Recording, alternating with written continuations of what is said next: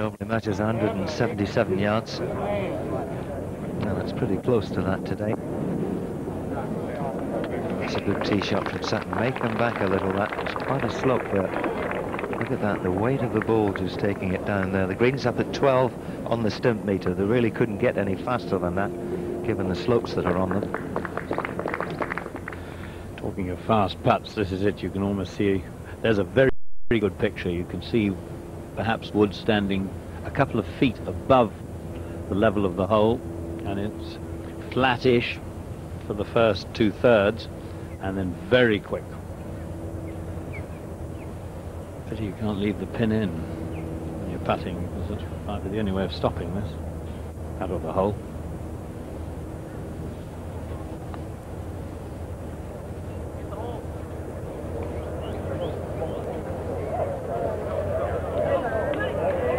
He's got it.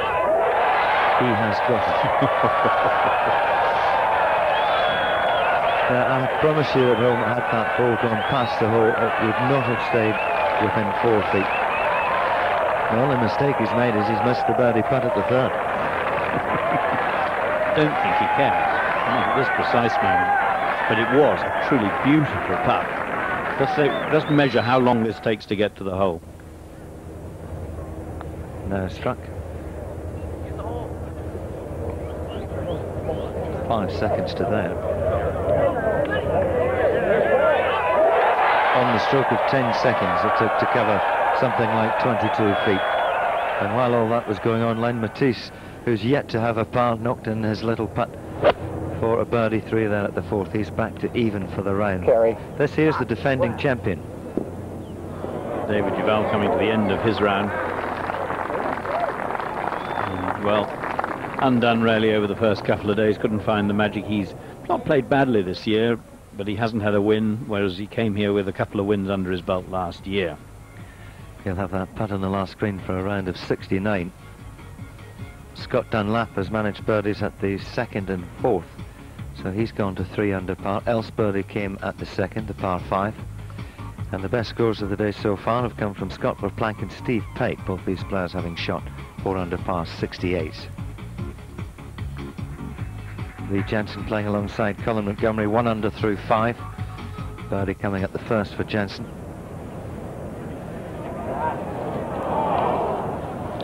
And no birdie for Robert Dameron at the 17th. He'll need a 4 at the last for a round of 66. To the 3rd. Let us look today at Omar Uresti. I'm saying just 50 putts, so this is a department of the game that served him well.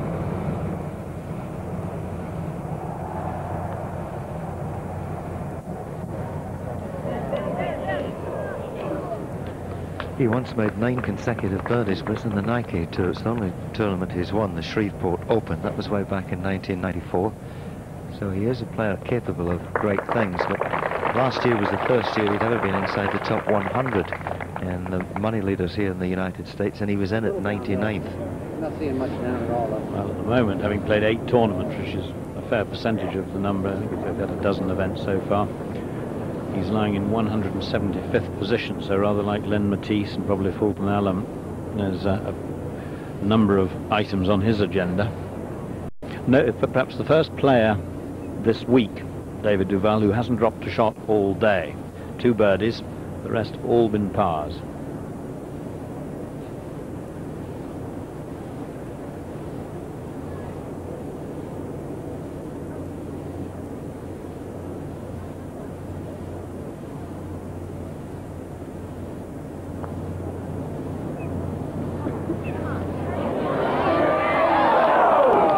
Greens are so pure, you know when the ball's halfway there, whether it's going to go in or not. A round of 70 for David Duval.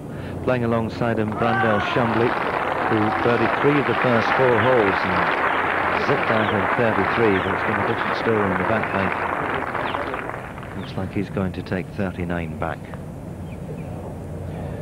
Sutton for 2 at the 3rd.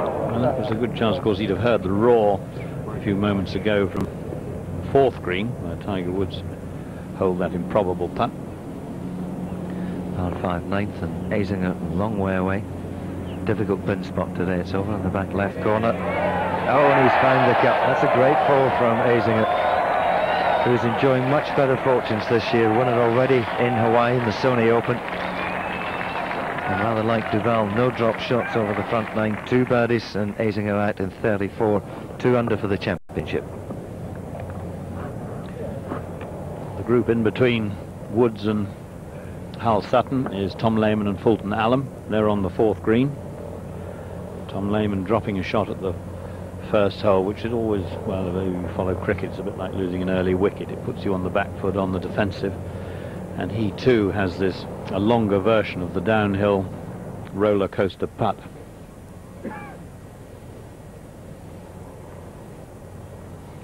However long you look at it, it doesn't get any easier. Always amused me, the American graphics for a birdie. I think you offered him 2 for a par. He'd just pick it up and walk straight to the next tee.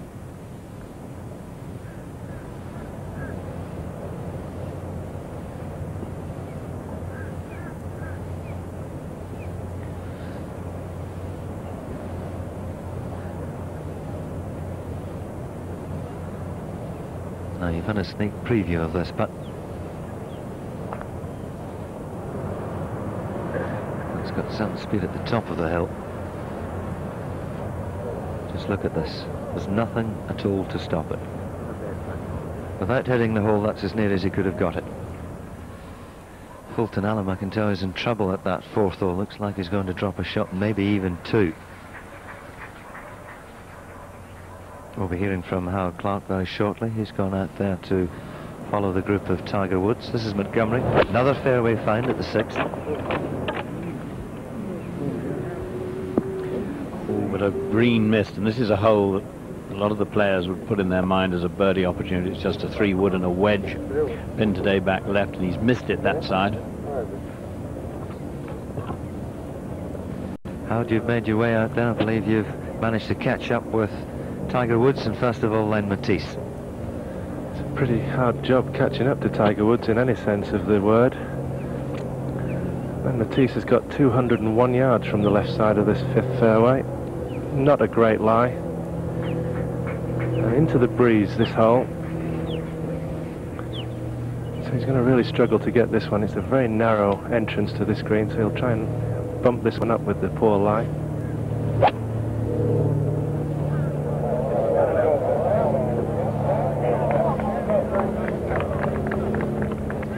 He's all but done that. That's probably as far as he could hit it from that. Needed a good firm first bounce. Here's a look at the 5th. That's a very strong and demanding par 4 at 466 yards. Yes, big mounds, spectator mounds on the left-hand side. The water on the left really doesn't come into play, or shouldn't come into play, and they leave themselves up something about 160, 170 yards for the second shot. And the further you hit it off the tee, actually the wider the fairway becomes. But if you hit it a long way, you end up on a bit of a downslope like Woods is here. I'm just writing some new yardages into my yardage book here. 141 is left here for Tiger. Just a 9-iron, little one too. Fantastic. 201 yards, Matisse. Even if he'd been on the fairway, he would have been looking at something like a well-struck 4-iron. And Woods finds the green with a 9. It's astonishing stuff. Good 2-putt for Tom Lehman. Keeps him 4 under par, nicely in, but 1 over for the day. Now Montgomery, and I think the one good thing is he has got a backswing. That tree is just far enough away not to bother him. Another magnificent piece of design from Pete Dye, and nearly a shot to match from Colin.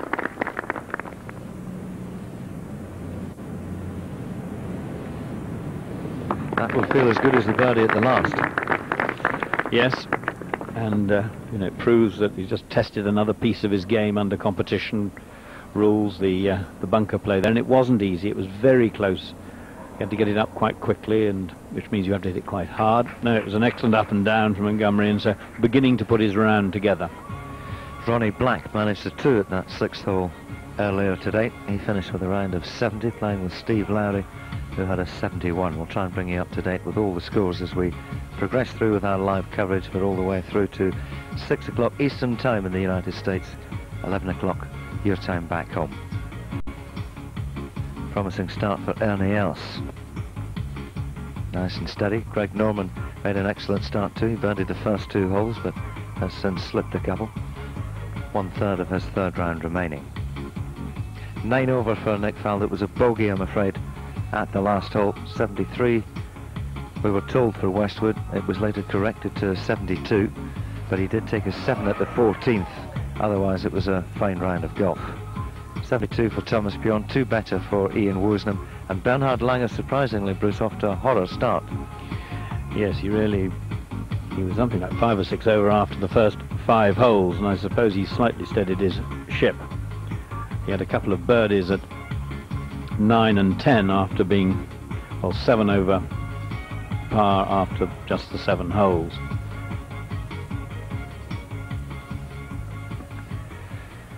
Big names, as always, missed the cut here at the Players' Championship. One of them, Phil Mickelson, lost 5 balls in the first 9 holes he did on day 1, and this was one of them at the 17th. Began his round at the 10th.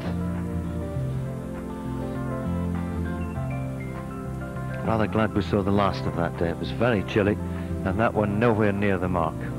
He would find the water again at the 18th.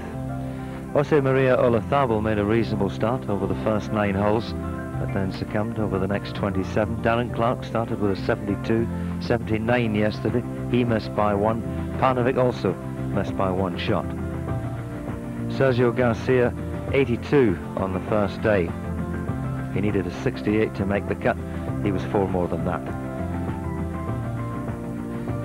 So these are high-profile names, but there's none higher profile than this man, who's looking incredibly for his 4th birdie of the round, and he's on his 5th hole.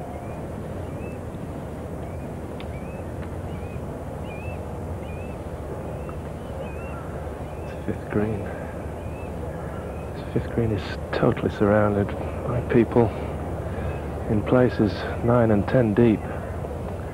So this is where the interest is today for the moment, and he's certainly got the interest of the rest of the players, that's for sure. This putt will be just slightly downhill to start with and then level out.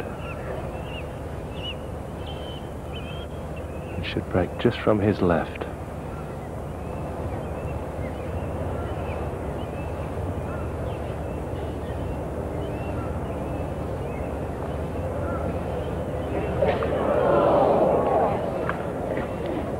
Been a funny old day on the greens in a way. Some extraordinary putts hold, and a couple of shortish ones, it must be said, missed.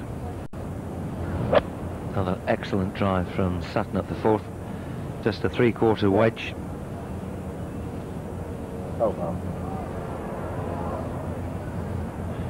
You know, I'm not sure if that's actually on dry land. It didn't look to have any pace on it, but there's a very thin collar of rough there.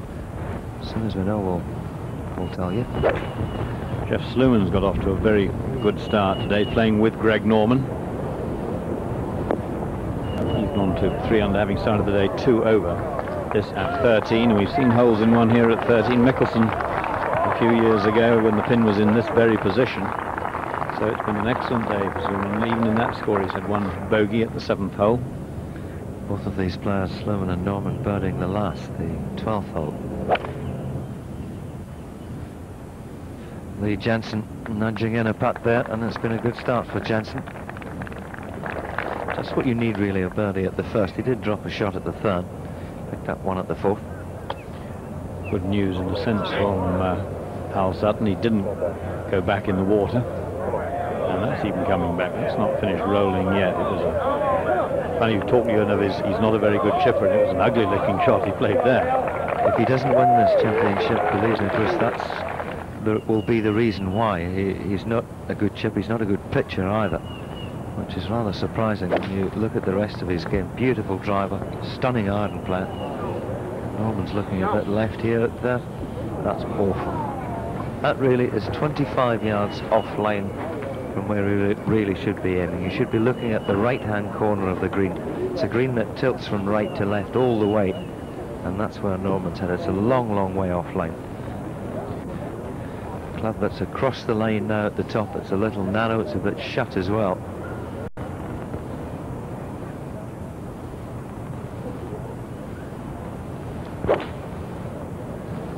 He's had his share of birdies today, almost as many as Jeff Sluman, but he's had bogeys as well. And that just pitched on a downslope and got thrown on, but, well, perhaps hasn't had enough competitive play. Cheers ring out from around the course as we watch Omar Uresti.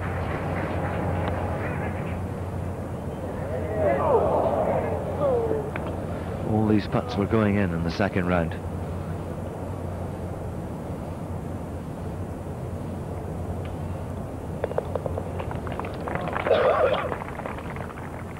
Best finished 3 years ago at Bay Hill, almost 3 years to the day. It's his only top 3 finish. He has finished 4th in the Buick, which has given him his biggest check, and that is the best round of the day so far. That's a 66, I think, for Robert Damron. Beautiful playing. Coming down in numbers. I was going to say, picking up 6 shots around, I tell you what, he'll win the tournament if it continues that mathematical progression. Tom Kite, a lot of people delighted to see him making the cut. A winner here, of course, now plays in the senior tour. Just made it, but, well, no respect for reputations is 17th. Good par from Hal Sutton. At the fourth, so he keeps his run going. 2 shots clear of now Tiger Woods and Omar Uresti. Lehman still 1 over for the round through 4. Jeff Sluman really making a charge through the field at 3 under alongside Else and Jansen. It's beautifully poised here in northern Florida.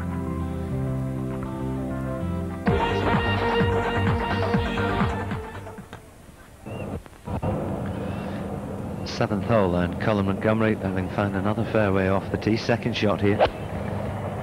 442 yards this hole. It's in the opposite direction of the 6th. And a glorious iron shot. Maybe he'll knock that in for a 3. I told you that Fulton Allen was in trouble at the 4th. It cost him a double bogey 6, so he's now back at just 2 under par, a shot behind Lee Jensen. Jansen, who despite dropping 1 shot has made a very positive start. 3 birdies and 1 bogey. We saw his 3 at the 6th.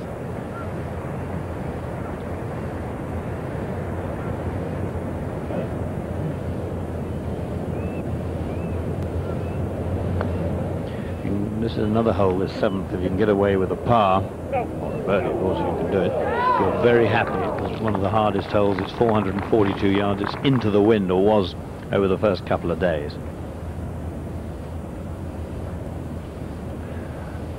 6th hole, right in the middle of the fairway. 142 yards left for Tiger Woods, and just a wedge down breeze. Good luck in there. Must be right of the flag, if anything. It is right now by about 18 inches or so, and it's run a couple of feet by, and you've got to think the 4th birdie will arrive in the next couple of minutes. Superb approach. The way he started this round today reminds me of this semi-final against Davis Love at La Costa a few weeks ago. It's so everything's working. It's a superb machine. Lovely 2 for Jeff Sluman. It takes him to 4 under par, 6 under for the round. Still 5 holes remaining, and I can confirm Greg Norman 2-putted from the back of the green. It was a double bogey, and Norman at +3. Monty for a 3 at the 7th, and he's got that. Must be, I thought, yesterday's round of 69. I know he dropped 2 shots at the 17th, but I felt it was his first really positive move, proper round of golf, Montgomery type golf this year, and maybe we're going to see another one today. So he's had 2 birdies in the last 3 holes, and the miseries of hole 3 now banished. David Duval, who finished a few moments ago with a round of 70. Remember, the defending champion. What a great day it was in the Duval family 12 months ago. His father Bob winning the Emerald Coast Classic. 73 was in the first round, and that's currently led by Gil Morgan, who's back after a rib injury. Round of 65 from Morgan. If this is the first coast, where's the Emerald Coast? It's the green one. It's certainly down here in Florida, but they've all got names for them.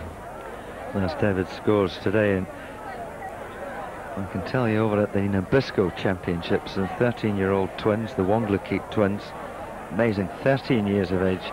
Ali Song Wonglikit, 75-71, and she goes into the third round just 8 shots behind Carrie Webb. Sadly, her sister didn't manage to make the cut after 74. She had an 81, but better days ahead. 13 years of age. It doesn't bear thinking about. No, it's a sort of female Tiger Woods.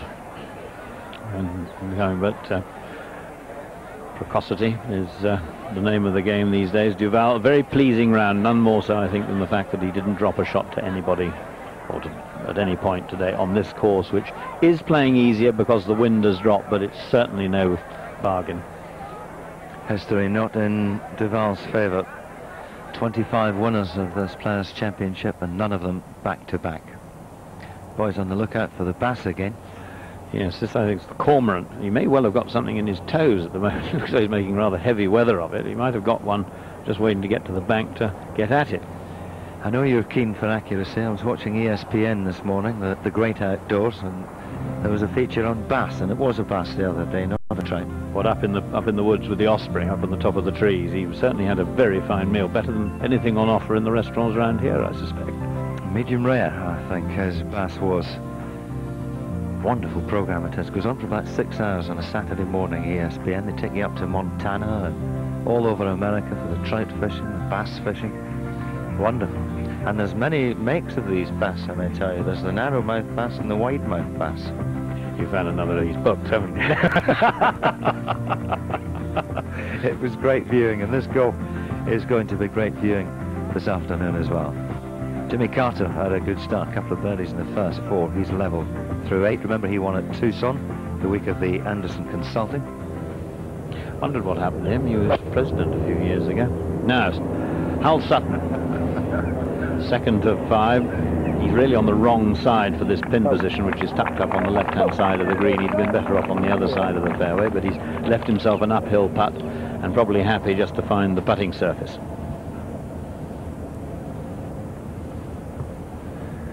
Tiger Woods will be putting first, down on this 6th green here. Then Matisse, not to be outdone, hit it inside the Tiger with his second shot. Just from the left edge, this one. Clockwork. And the lead of Sutton is now just 1. I was very pleased to hear that Len Matisse hit it inside. Let's have a look at this second shot, because the better he plays, in a sense, the better it is for Woods.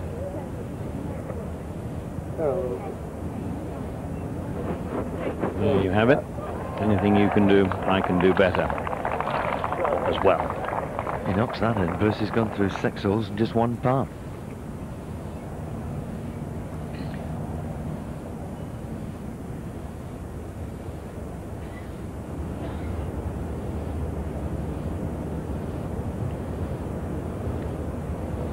Just a straight down the hill putt for Len Matisse. Talking of Omar Uresti with his 50 putts for 2 rounds, an average of 25. This chap's taken 63 putts over the first 2 days, 32 and 31. So it says it's a measure of how well he's hitting the ball tee to green, that he's right up there in the 3rd last group. Right up in the greens in regulation, 28 out of 36. And when you think of the conditions on the first day, that's wonderful golf. He's a very underrated player, Matisse. I don't think he has enough belief in his own ability. And I would think the 8 he had at the 17th at just the wrong time here at Sawgrass didn't do much to enhance that. Problems here for Ernie Els. I'll tell you what, pitching on the cart path there has done him some good. He's got it into the bunker beside the green. 1 under for the day. Huge galleries here at Sawgrass for the 3rd round. This is the bank at the left of the 17th. That will be jam-packed full in an hour or so's time as the leaders start to come through. The hospitality units up there on the top, giving perfect vantage points for the guests to look over the water and look at this desperate little thing.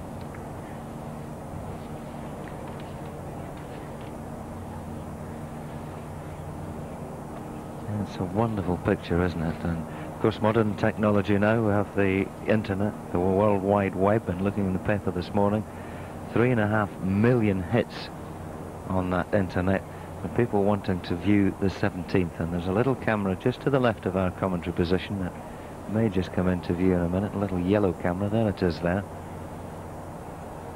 And that is what sends the pictures onto your computers. They can tell to the inch, Bruce, how far it is from the tee, because players tee up in different places, and it can also tell to the inch of how far they are away on the green. Yes, and it's not just by looking through there. In fact, it bounces the signal back off a satellite up the top and comes back down just across the water. It's a TTS 500 surveying instrument, so no money spared in using technology. Sounds like a new Ferrari. A bit more expensive. Montgomery's tee shot here at the par 3/8, and it's another good one, striking the ball beautifully today. I do wish he wouldn't get involved like he did at the third, because there's no doubt it cost him a shot. L's at 7, third shot. And some 6 yards from the edge of the green, so there's a bit of room to work with. And he's played that quite beautifully. Really made a wonderful move late yesterday. He was struggling around getting a few birdies, but giving them back. And he finished 3 under par for his last 6 holes and moved from 1 over to 2 under and into contention. He's another one that players become aware of if he's up there on the leaderboard, because they know he's a tough cookie to shake off.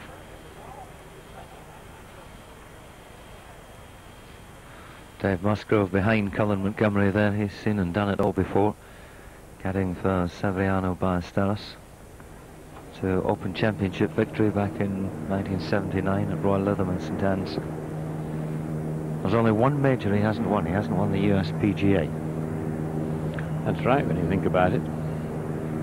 Sandy Lyle, of course, the Masters. Sandy Lyle, the Open. And here, of course. Lee Jensen. Wasn't caddying for Lee Jensen when he won at the Olympic Club. David's wife was ill then. Well, that was a very fine recovery. Should keep his score intact. We'll go to Hal Sutton for a 3 at 5. It's a very, very good putt, and he's holed it. Sutton goes to 8 under. Tiger who? Well, he said right at the start of the week he's going to go out and play the game, play the course, play his own method and stay patient. Great run from Jeff Sluman to get himself up there to 4 under, 6 under for the round. The lead was 1 a few moments ago. Sutton has managed to extend that to a couple. Terrific start by Tiger Woods to the 3rd round of the Players' Championship. Here he is at the 7th, second shot. Tiger Woods. Montgomery got a 3 here a few minutes ago. And he's eyeing that up and down. Well, again, he was aiming at the sort of the big slope on the left-hand side of the pin, feeding it down to the hole, as it has happened for him on a couple of occasions, but half a club short. He can't wait to get the putter out of the bag. He really is on a roll. This is ahead at the 8th. Lee Jensen's second. It's a good one. Oh, it's better than that. He's popped it straight in the cup, and that's his 4th birdie of the round. And Lee Jensen now moves up alongside Tom Lehman at 4 under. Here's Montgomery trying to make it a pair of 2s for this group at 8. Very difficult, but in some ways a harder putt than the chip of Jansen coming down the slope. Big borrow, but 6 birdies between them, these players. And as I say, if Jansen's on song, he's a good man to play with. He's a pleasant companion. He can be a bit erratic at times, which is where his good scores and his tournament victories go. But if he's on song, you can feed off him.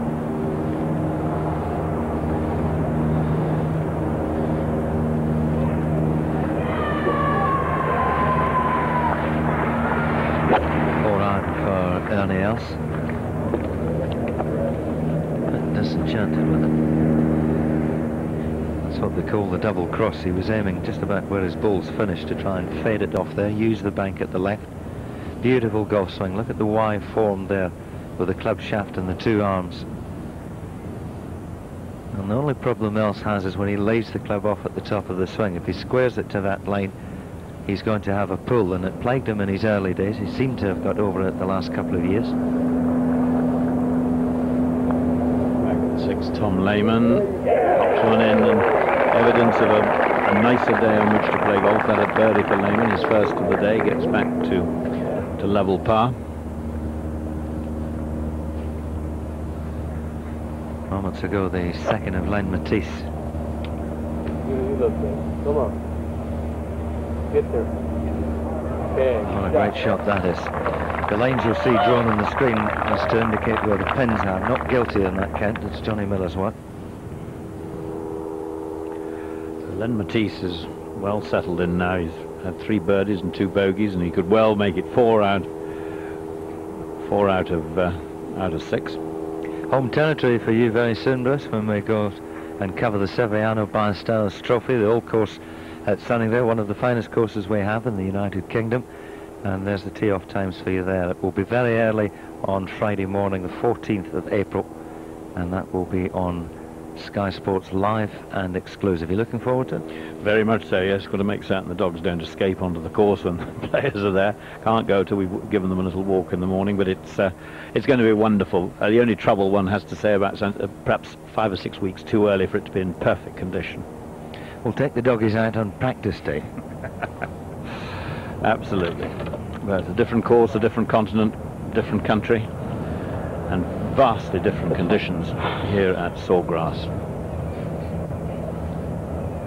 Ureshia had a couple of opportunities for birdies. There's that little line again. You can actually see the flag flipping, if you like. Talk to the Gary Orrs about this.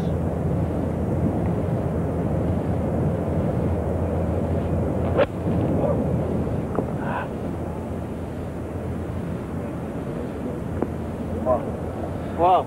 Birdied this hole yesterday with a putt from 20 feet that fairly rattled into the back of the cup. Still looking for his first birdie of the day. That hasn't finished rolling. That's gone off down the bank. We'll go to the 7th green. 7th green with Tiger Woods. Having hit his ball into the rough yesterday, decided I'm hitting a 3-wood from this tee today, which left him a 7-iron. Wasn't quite enough club because the breeze got up.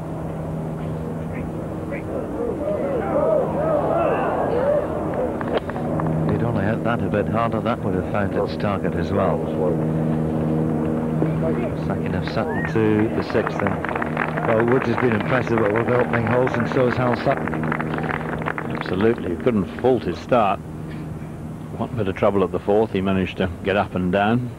2 birdies, so he's underway. And I must say I was impressed leading the field after the first round. He got off to a poor start, but he marshalled his troops, got another 69 in the bank, and well, he started best of all today, or it's his best start to a round this week.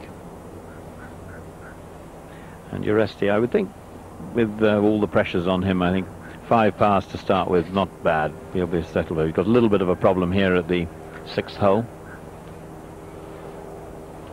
Tom Kite, the former champion, signing a few autographs there, about to be interviewed by the Golf Channel, which is 24 hours a day golf over here in the United States. A round of 77 for Tom today. In the water at the 17th. He was playing with Justin Leonard, who had a round of 69, and he's level par. Very difficult shot this for Els because of the sharp slope from the back of the bunker on that side. And all in all, not done too badly, but it's a very difficult putt. Big swing on it. Sutton by 2, could be 3 very shortly. Beautiful approach shot in there to the 6th, and it's certainly a much calmer day. I had a walk out in the last commercial break just out to the 17th, the green no more than 25 yards away from our commentary position, and there's hardly any wind out there, just enough even to help the players, I think. Scott Dunlap at 3 under alongside Els. They'll be enjoying playing together. We've played a lot of golf down in South Africa. Fulton Allen with a double bogey at the 4th, and since par the 5th and 6th. He's at 2 under with Azinger, and Fred Funk has had a great day today. 5 under par through 12 he was, and he's still at that stage moving to the final hole. Defending champion has moved into the top 30 after a round of 70. 96 US PGA champion Mark Brooks at +2, and Corey Pavin, who eagled the second to go to 1 under par, now at +2. He's given a few shots away in the last hour or so. Double bogey has halted the charge of Greg Norman. He's now back in the back. Thomas Bjorn around of 72 today. Just made the cut, 1 shot to spare. And at 5 over par, he's on a tally of 221. Len Matisse for 3 at the 7th. It was a shortish putt, but a very difficult one. And that's his 4th birdie of the day. He's had a couple of bogeys as well. But between them, they've had 8 birdies, Woods and Matisse. And they're only 1 over, or they're 6 under par between them for 7 holes. Wonderful 3 from Else. He couldn't have left himself a more difficult second shot. By the edge of the 8th green, but up and down, keeps everything going. No drop shots today. Fred Funk, local man, and they've all got a lot of supporters. They're all well known. He's a couple under par, so he's having a very good day. Pin, well, pretty central, and at the back it's perhaps his easiest position. Sit, sit, sit. Oh, and it has. Members bounce.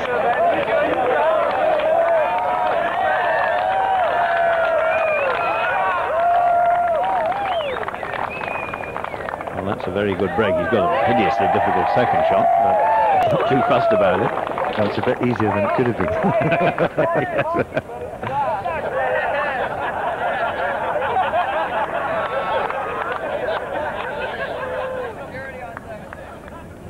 Back to Sutton. Let's see if he can knock this in for a 3 at the 6th.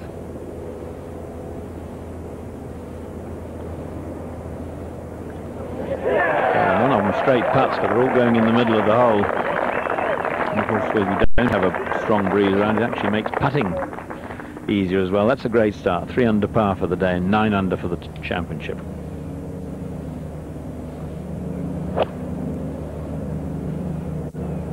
Lehman having to take his second shot over the bunker, customary draw. He's made a lovely job of that.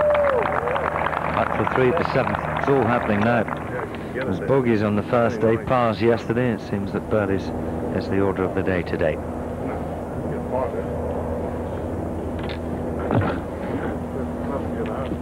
The 8th tee, Tiger Woods, 203 yards this is playing. He's just changed clubs. He's just seen Len Matisse hit a 2-iron. I've got a feeling that Tiger's gone to the 4-iron. Easy calculation, really. Just pick a club and take 2 away.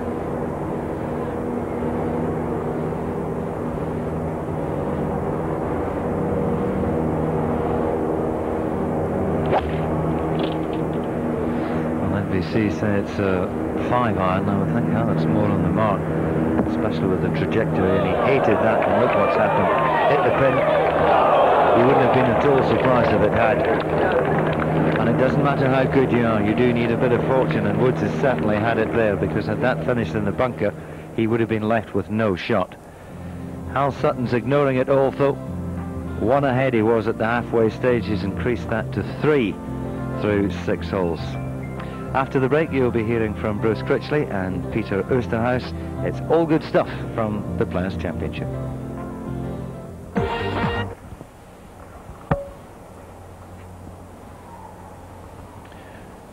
Well, it's been a much nicer day weather-wise, and the golfers are responding with golf to match. It really has been an unbelievable start to this 3rd round, the Saturday round. Tiger Woods very much, as one might expect, part of it, and there's his reaction to his tee shot, but that was before the ball landed on the edge of the green and very nearly hit the pin.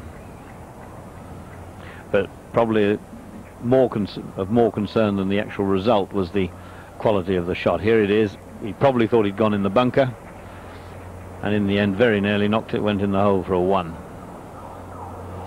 Peter, it's been some afternoon.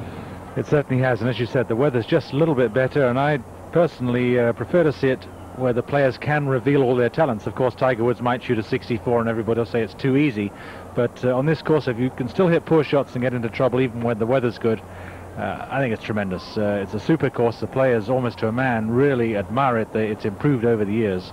But so far, some very interesting action, and of course, a remarkable start from Tiger.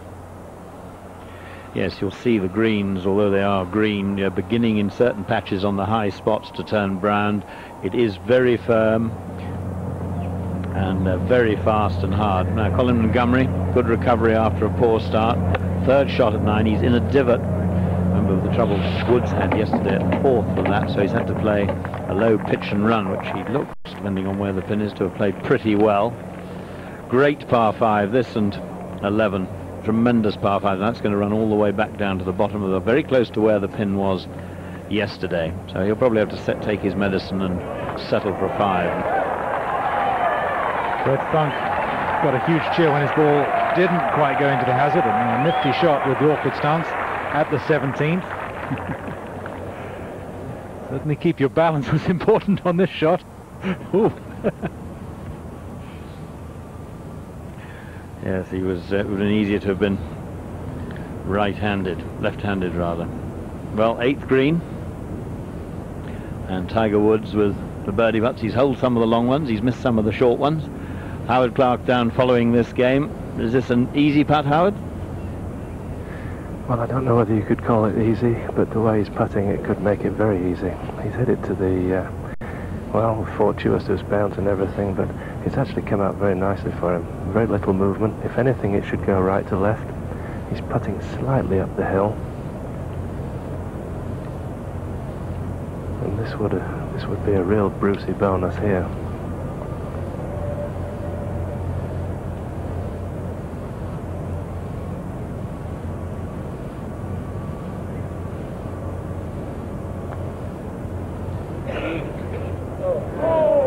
Through the break, so NBC giving some help with the line. It certainly was going to be right to left, but his stroke, generally, putting stroke, has looked beautiful, ramming putts in for pars and birdies last week at Bay Hill, and he still looks very confident on very smooth greens. They may be a bit faster than Bay Hill and faster than the average tour event, but they're very smooth.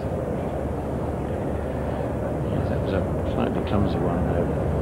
This is Tom Lehman, who just had his first birdie of the day and should have had his second. Can't believe that went away to the right. It's the first short putt we've seen missed. Pace really the guilty party there, and not dead yet.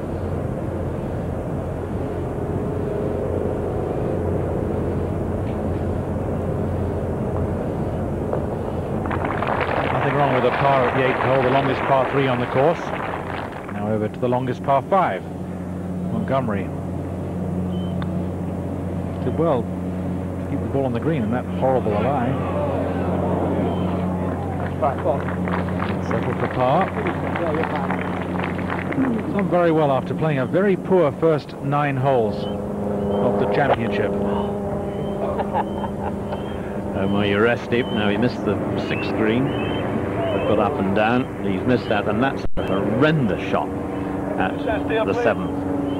To have missed the green by that much when there's water all the way up the left-hand side, but that's miles left. And perhaps he cut his approach to 6 and maybe overcompensating there. To the 9th with Lee Jansen. Taps in for a birdie. Out in 32 for Jansen. 5 birdies he's had. Now this is the leader. That's more like it.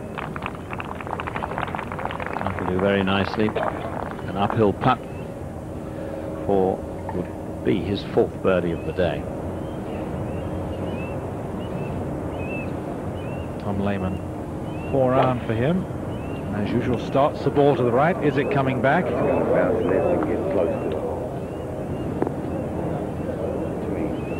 Well, a superb bounce for Tiger Woods in the previous group. Maybe unlucky for Lehman, but he has the angles right for that chip or putt, whatever he wants to do. Not a lot of contour being a problem for his second shot.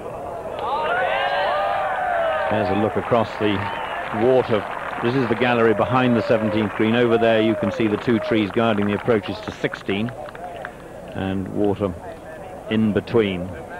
So big names are coming around one after the other. Greg Norman won't be far away. He's coming towards the end of his round, playing with Jeff Sluman. And there's Jeff Sluman, who's now moved to 4 under par, having started the day at 2 over. So a great round from little Slew. Hal Sutton, you can see, with his 3-shot lead, not being intimidated at all as yet by Woods, and some very good. A big move by Lee Jansen, playing with Montgomery. 32 to the turn, as Peter Oosterhuis was saying. Ernie Els, well, suddenly started to hit a couple of untidy shots after starting very competently. And Paul Azinger, who finally found victory again this year in Hawaii after a blank spell, he's going well as well. He's a couple under for the day. Fulton Allen, after a 65 yesterday, 2 over par for today's round. Changed putters between the first and second rounds. He had a couple of holes early Friday to finish his first round. The magic wand, the putter he'd used to win the World Series of Golf, came out. 65, but going poorly today. Well, Jim Furyk would be a factor. He's still got time, obviously, to make a few birdies, but playing very, very well. And on a course where a lot of precision is required into and around the greens, we thought Furyk would be there. Greg Norman picked up a birdie since that double at the 13th. Now this is Ernie Els' 3rd shot at the 9th. He's the wrong side of the hole, and it might drift away down the slope. Alan Montgomery, and I'm afraid that's what he's doing. But just the one birdie, and you can see there the signs that he's still struggling, fighting his swing a little bit, and that was evidence of a lot of the golf he's played this year. Some good rounds, some good little spells of golf, picking up a few birdies, and shots scattered for seemingly very little reason. Tiger Woods went for this green in 2 yesterday, and it was into the wind. 583 yards. You could tell by his reaction. He knew it was going to finish on the fairway, but you have to turn this one right to left around some pretty tall trees if he thinks he's going to reach the green in 2. I'm a great fan of the par 5s here. They're a great difference, and this is a real genuine 3-shot. A little mark there's where he's hit his tee shot too, and that's what Peter Oosterhuis was explaining to you. The whole of the green will be blocked out if he wants to try and reach the green. He's down almost bottom center of your picture, but he may take it on, and on the other hand he may not. This is the shot that Tiger Woods thought he was going to get on the 8th, missing the green to the left. A lot of slope to deal with. Watch this ball kick on. Full tee, almost very lucky, but that's what Tiger was anticipating, an impossible second shot, instead of which just missed the bunker and had a chance for a birdie. There's full tees, 2 over par, virtue of that double bogey at number 4. The dangerous, it seems, short par 4. It's innocent on the card, but it's double bogey for Tiger yesterday and a double for Fulton today.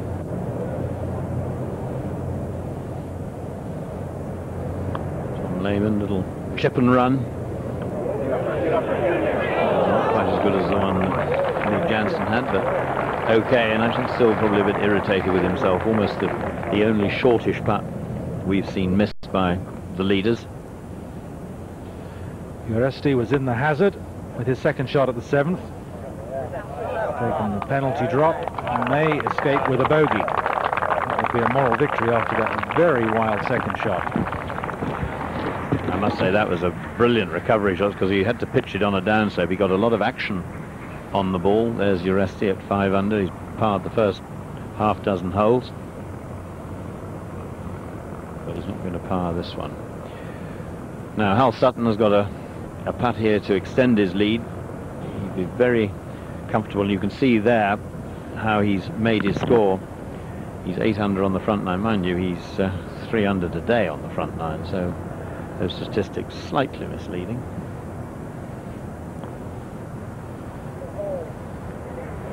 Got that one too. He's got that one too. 4 under par and 10 under for the tournament. The first time anybody's got to double digits under par. He was always a superb tee to green player, great driver, good iron player, and his putting has never been known as a great putter.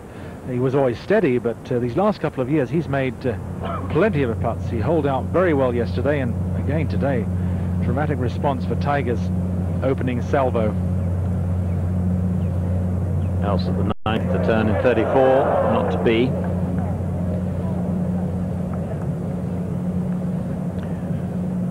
say his 3 birdies in the last half dozen holes last night reminded me a bit of the way he suddenly closed in on the US Open at Congressional 3 years ago.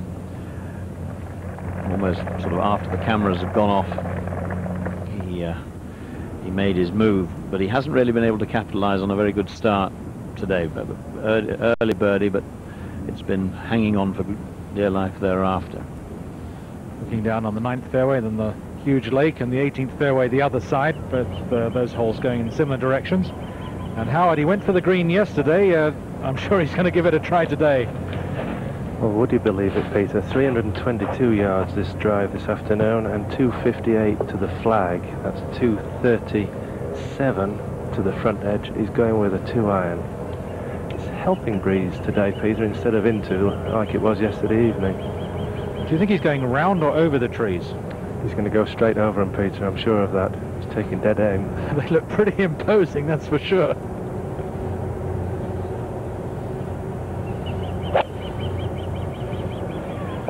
Come out of that, he perhaps a little bit quick from the top, and he speared it away to the right hand side, and that is going to be a really difficult shot. The only thing in his favor, he's got quite a lot of green between the edge of the green and the pin there, so he's got some sort of, if he was going to miss it, he had to miss it that side. Absolutely, a very, very dangerous shot with all those trees in the way. They are pretty high, they're quite a bit short of the green, so the right shot, he maybe could have got it to the front edge with the iron, but it was a dangerous shot. Crash into those trees, he could make a 7 very easily. And of course it's a very small target as well, so there's confirmation that Hal Sutton has now extended his lead to 10 under, 4 under par through 7 holes. A very fine start. Tiger Woods obviously the big mover, Lee Jansen, and all these big names, major winners, all of them there. Well, we're seeing some wonderful golf, but it's not a pitch and putt courses. There's still some very high scores. Robert Allenby 5 over for the day after 7 holes. Here's the man, 3 birdies in a row for Hal Sutton. Short 8. And he's almost exactly where Tom Lehman was. Not a bad spot, mind you. I think he'll be taking the putter or the chipping 3-wood from there, Bruce. That chip shot you talked about, the one he had at the 4th, really was an ugly effort, wasn't it? It really, yes, I agree with you. I think it's the old Texas wedge. Now then, Bernhard Langer, who's recovered well after being 7 over par through 6 holes, and he's had 3 birdies since then. And the latest of these was at the 16th, and he may well get another here at 17. It's been a good comeback, because he played well the first couple of days. 70 on day 1. Colin Montgomery's second shot to the 10th, a hole that played very, very difficult the first 2 days, into the wind with a narrow drive.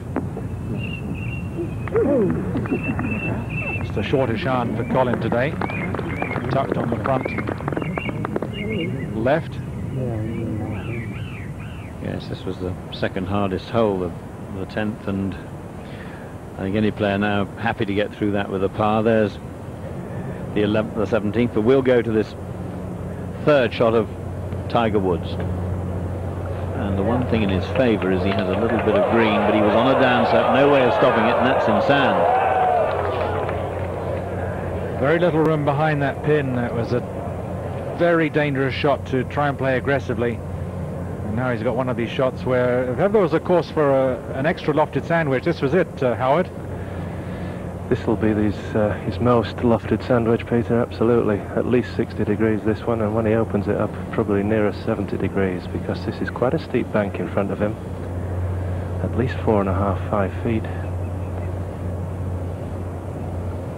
This has got to be absolutely right to get anywhere near this hole.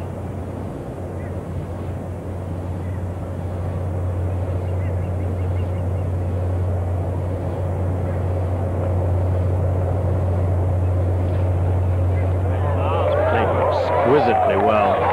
But in the back of his mind he had a thought, you know, he's not far away, and I get this right, I might hold it. At worst though, it's going to be a par 5 and a very impressive front 9. Well, this was the hole where David Duval holed out in the last round last year on the way to victory. And Tiger, he really was a poor bunker player a couple of years ago. Now he's very, very good indeed. That wasn't an easy shot, and he just used it loft to the club. The lofted sand wedge makes that shot playable. I think you were right here, Peter. Putter has come out. Never a doubt, Bruce. I was with Hal covering the Canadian Open last year, and it was amazing the places from which he used a putter. Come on, come on. He got off to a hot start there. He overtook Lee Janzen in the first few holes, built an enormous lead, and you said, well, can he hit the ball well enough tee to green to avoid chipping? And he did. Well, of course, a feature of his play this week has been his putting. Yesterday, he holds some tremendous clutch putts. That was his opening birdie putt on the first. Here he is at the fifth, long, and you could tell how well he struck it, because that looked as though it was going to end up 4 or 5 feet short. It rolled on and into the cup. Then at the sixth, very good approach putt, but a difficult approach shot, but a difficult putt, big break from left to right, but that found the bottom of the cup as well, as did putt for another birdie here at the seventh. So there it's been, and as I say, it's not just today. He held a lot of very good putts yesterday when his long game was a touch erratic, particularly early in the round. Well, he's been talking a good game. Every time the media interview him, he's talking about playing his game. Let's not worry about what other players are doing. Lee Janzen, an awkward one at the 10th. Janzen was going so well, struggling to make a 5 now at this par 4.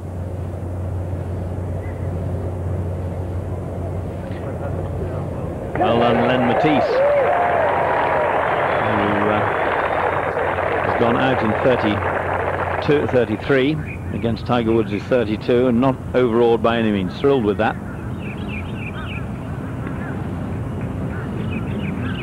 Risky little action from Janzen. Oh, it's not going to work this time. 2 from there for a double bogey 6. It really is a gorgeous day to be watching golf, and that much easier a wind for the players. And we've seen lots and lots of birdies. Well, there's a view from the airship high above this course, and looking down on a glorious day and some glorious weather and some great play by the top players.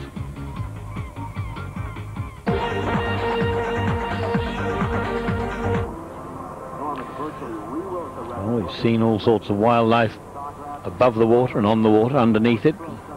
There's a turtle, and I must say there's all sorts. You could almost turn this place into a zoo if you didn't have so much good golf course around it.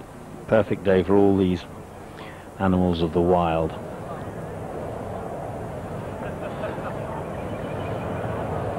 Turtle won't be aware of Jeff Sluman, ready to play on 17. Just like yesterday, pretty close to the back edge of the green. Sluman going well. Stop now. And we've seen the players just stringing birdies. Jeff Sluman, 7 birdies in his round. Average score for the field still over par, 72 1/3 strokes today.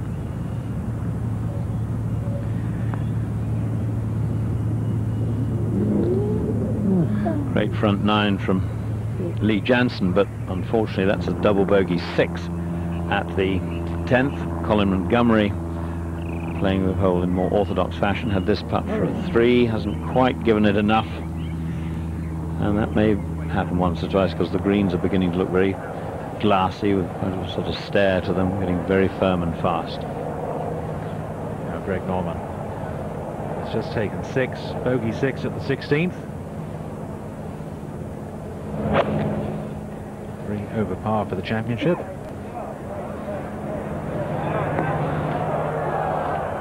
Well, the players certainly can't complain as they did during the 3rd round last year, when the greens were absolutely like concrete and the average score was 76.3. The greens were horrible. The players couldn't keep the ball on the surface, but there, Norman carrying it probably further than he would have liked, and it stops dead. I think the winds, Peter, is the same. It makes the thing. It was very windy on Thursday, and exactly the same thing happened. Same score, 76 plus was the average score. And I think you add that to the general conditions, and that's what happens.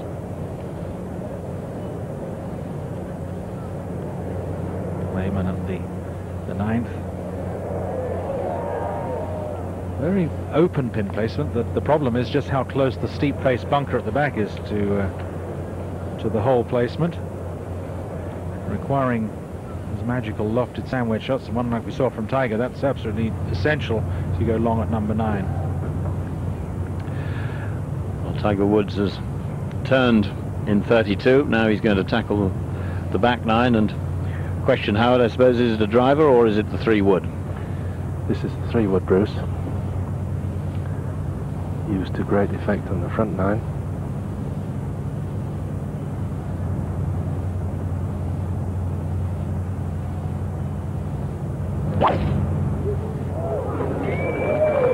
So it's only about 280 yards to the cross bunker.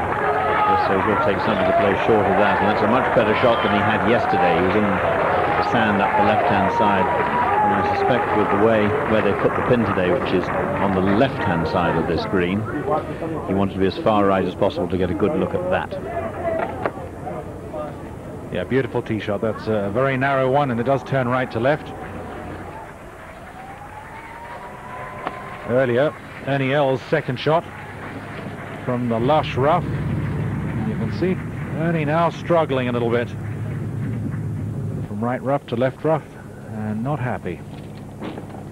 As he's hardly hit a straight shot in the last 4 holes. Started with a tee shot at the 7th, which he pushed right, dragged his tee shot at 8 left, and so it's gone on left, right, and pushed his tee shot there at 10, pulled the second, and he's for the moment lost the plot. Only his short game is keeping him intact. He hasn't dropped a shot in that time. He was out in 35.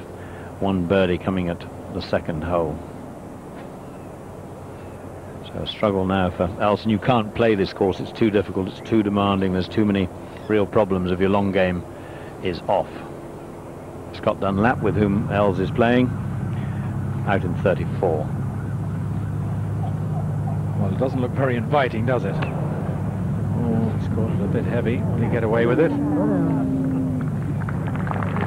Maybe. Very difficult rough. Bermuda grass overseeded with ryegrass. Grabs the club, and you really have to commit to the shot. Make sure the club face glides through the grass. Well, there's a lot of cream has risen to the top. All the top 5 players have won major, top 6 players have won major championships, Ernie Els as well. And Omar Uresti there, just a double bogey at the 7th hole, has brought him to 2 over par for the day. But Tom Lehman, there or thereabouts, struggling perhaps to recover from a drop shot. Here's another major championship winner, Greg Norman, at 17 for a 2.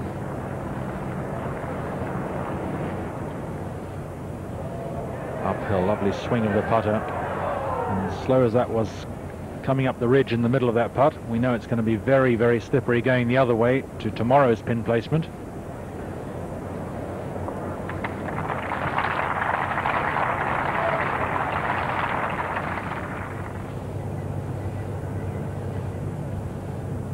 Back to the 10th for Ernie's par. Played pretty well over the winter, including a record-breaking win at the $1 million tournament in Sun City.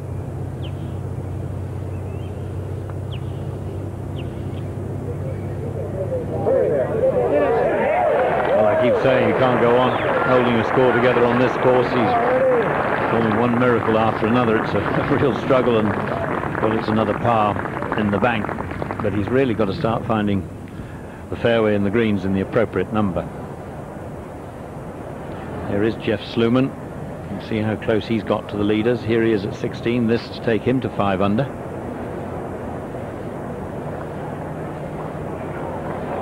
done it, you know. 7 under for the day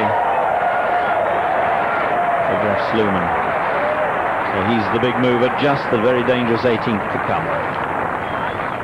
Sluman's record in this championship not very good. You'd think a precise, meticulous player like Sluman would have done well, even though maybe lacking some length. But his best finish, obviously the 2nd place when he lost in the playoff to Sandy Lyle. Other than that, not very impressive.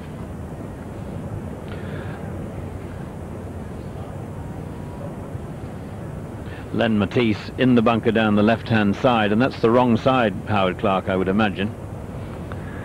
Yes, it certainly is. It's got a good lie though, Bruce. But the flag is tight left today on this 10th hole.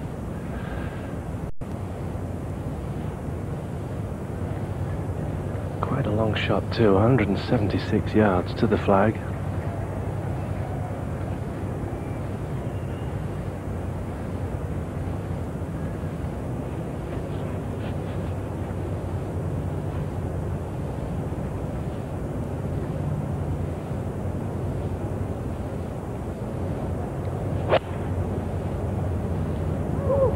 Sound. Can he turn it right to left? He has done. It's a very, very fine shot. It's just about where Colin Montgomery was, as long as it stays there and doesn't roll back. And all credit to him for that, because he actually managed to move that a little bit in the air.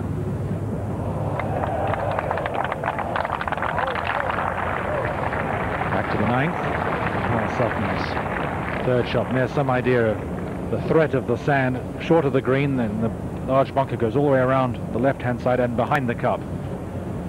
Well, this wasn't the best layup. The tree in the way. Having to hit it higher than he wanted to. He's messing around, changing shafts in his clubs, trying to get a lower trajectory for more control of the distance, especially with the short irons. So having to go over the tree, not what he wanted. All in all, though, Peter would be pretty pleased with the result of that. It hasn't ended up on the green, but he's very close to the pin. We'll go ahead to Wood's second shot. Ideal position.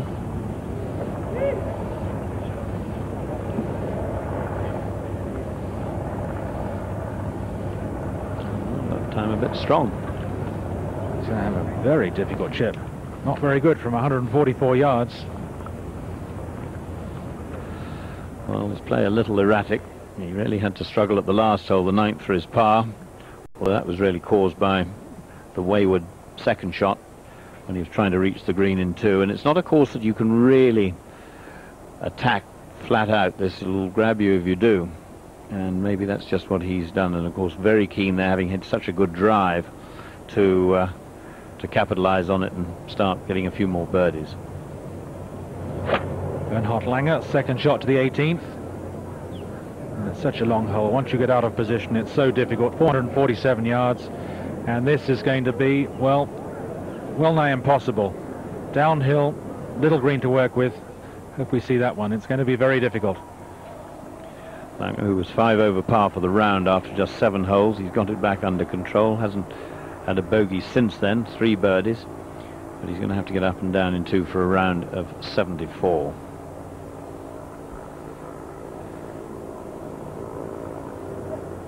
Bernhard's got a lofted sand wedge. Trying to land it in the fringe, I'm sure. Very tricky front right pin placement. Talked to a young man named Neil Atkinson, who is cutting the holes on the back 9. He's an Englishman. He's the only Englishman on the crew working this week. Oh, Sutton's done it again. Said he wasn't very far away. That's another putt and another birdie. 11 under par, 5 under for the round, out in 31. That's a bit of a gap there, and he's only got 27 holes left to play. But it's 27 holes at Sawgrass.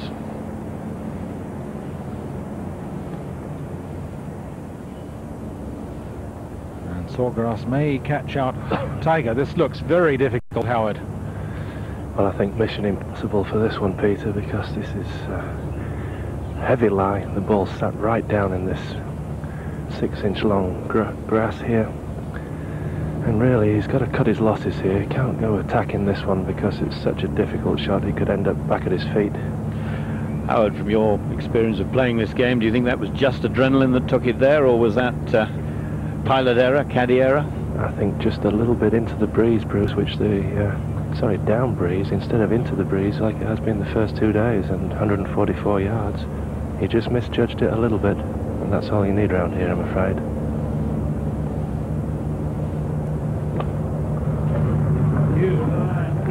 That's a phenomenal shot. You were talking with David Fairley's given up calling shots on Tiger Woods, and we just heard just how difficult it was. It was lying really badly. Phenomenal shot.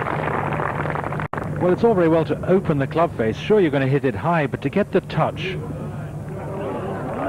get the proper contact is amazing. He does it so often. Of course, he was doing this at Muirfield Village at the Memorial last year. He was hitting great shot after great shot. Eventually, he just duffed one and then chipped the next one in. It was remarkable shot, Howard.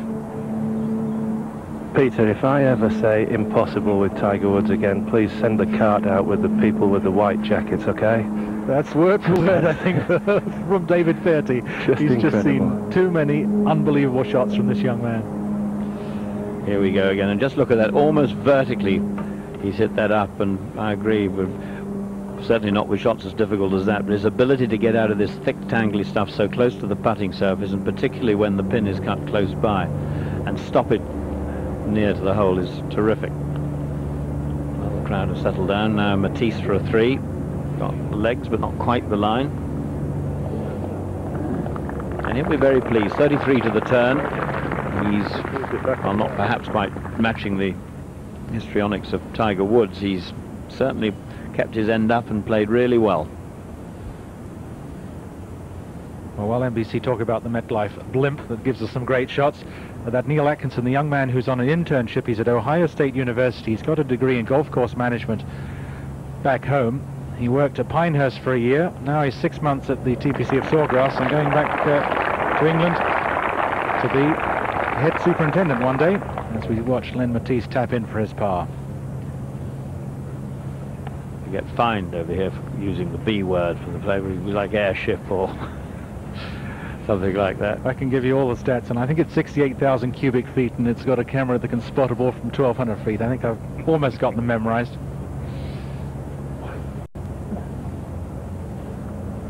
Cruising speed, number of days in the air, whatever. When I remember, it's 133 feet in length. Now then, enough frivolity.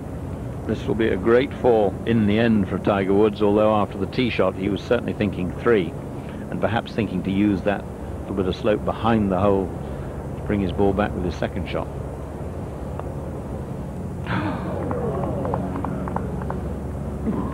Just looked as if he got the club face a little closed, so a brilliant pitch shot, unfortunately not rewarded. And just a bit ragged for Tiger. The poor tee shot at the 8th got the good bounce and still had a birdie try. The 9th, well, that second shot was very intimidating, but getting the awkward lie for his 3rd and having to play a great bunker shot to save par, and now a bogey if this one goes in.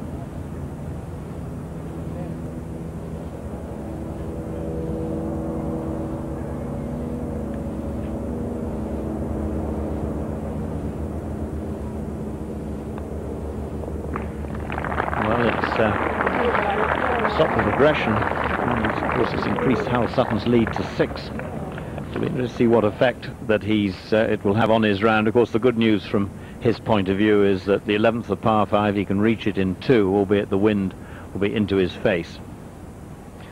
So he might well make a birdie at the very next hole, but now there are 4 players at 5 under par, and the gap between them and Hal Sutton is an enormous 6 shots. Will it be enough to see him through to the end of tomorrow?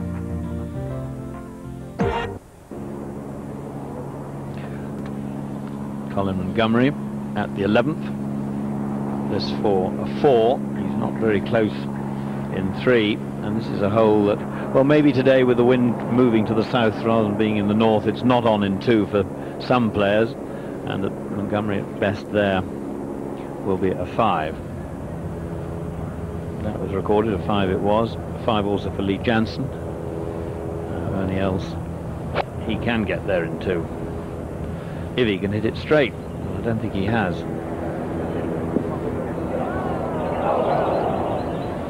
Now looking for a high faded long iron shot. At least he's got some green to maneuver up to the pin. This huge bunker creeps in on the left hand side. The fairway narrows about 300 yards. And over water, if you lay up, you've got choices left and right. Pin today tucked on the right hand side, not quite halfway back on the green, but on the right, so the high fade was required from Ernie and didn't pull it off. Len Matisse, I think, possibly with the honour for the very first time. May have had it off the first tee, but lost it when he took 5 and Wood started with a 3. And there you can see looking, and well, it's obviously on in 2, Howard. Yes, I think it is, Bruce. It's we've just seen Ernie Els in front of this group here have a go with an iron, so that was obviously on in 2. And really, these drives have got to be, if they go up the right-hand side, it's quite firm up there, and they get an extra bit of bounce. Lining Len Matisse, he actually took the honour with a birdie at the 7th and hasn't lost it to Wood since then. You've been impressed with Len Matisse, Howard? Very impressed, Peter. He's stuck to his game plan, if he's got one. I would think he has. The way he's played very methodically and very confidently, and at times he's looked the better of the 2 players, more controlled. Although the stats be sure, Tiger hasn't missed a fairway yet today. Important he finds this one. Going a little bit left, Peter.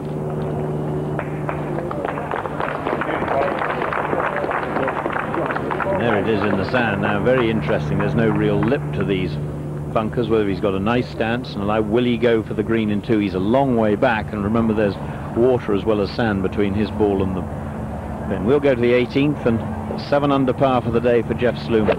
Good drive. We already have a 66 from Robert Dameron. A 4 here for a 65 for Sluman. Well, a good safe play. Anything short and right is very difficult indeed to get up and down. So safe for Sluman. Now back to the 10th fairway.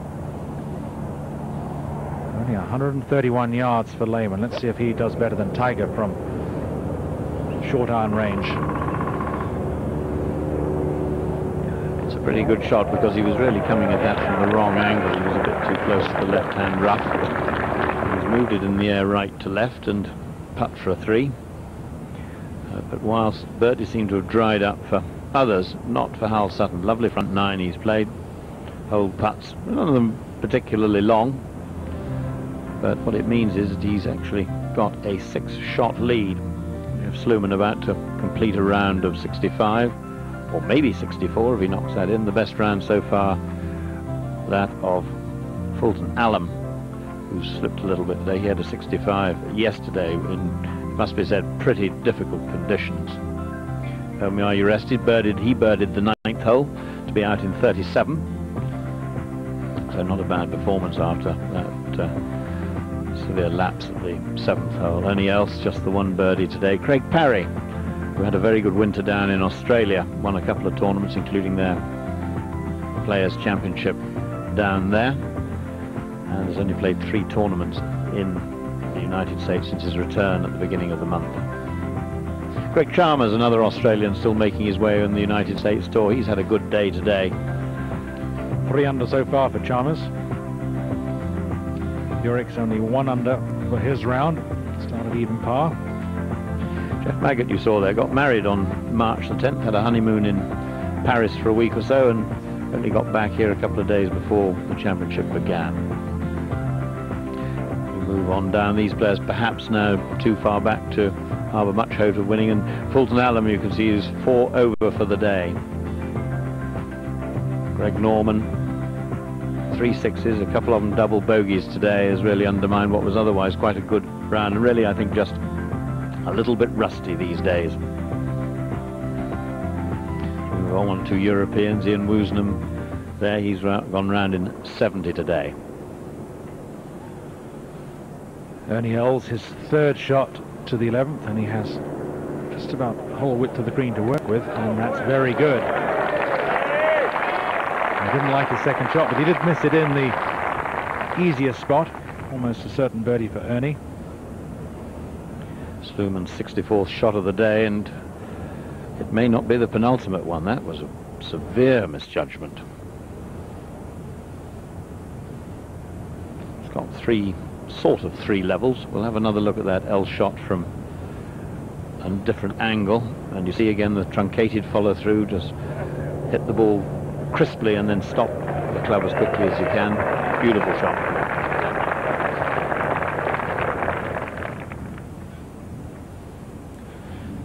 Good idea of just how narrow the 10th hole is.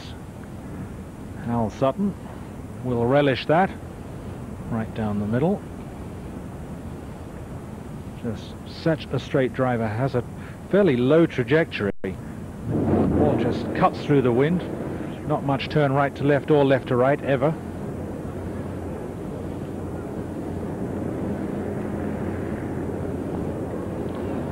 Well, a disappointing way to finish. I must say the first putt was to blame.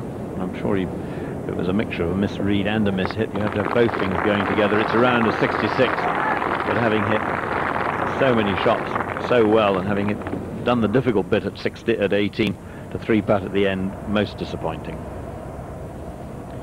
So just 216 yards to go, Howard, for Matisse. Yes, and just eyeing up the possibilities of playing a 3 or a 4 iron here, Peter, and looks like he's going with the 3. Breeze, if anything, is just from the left side.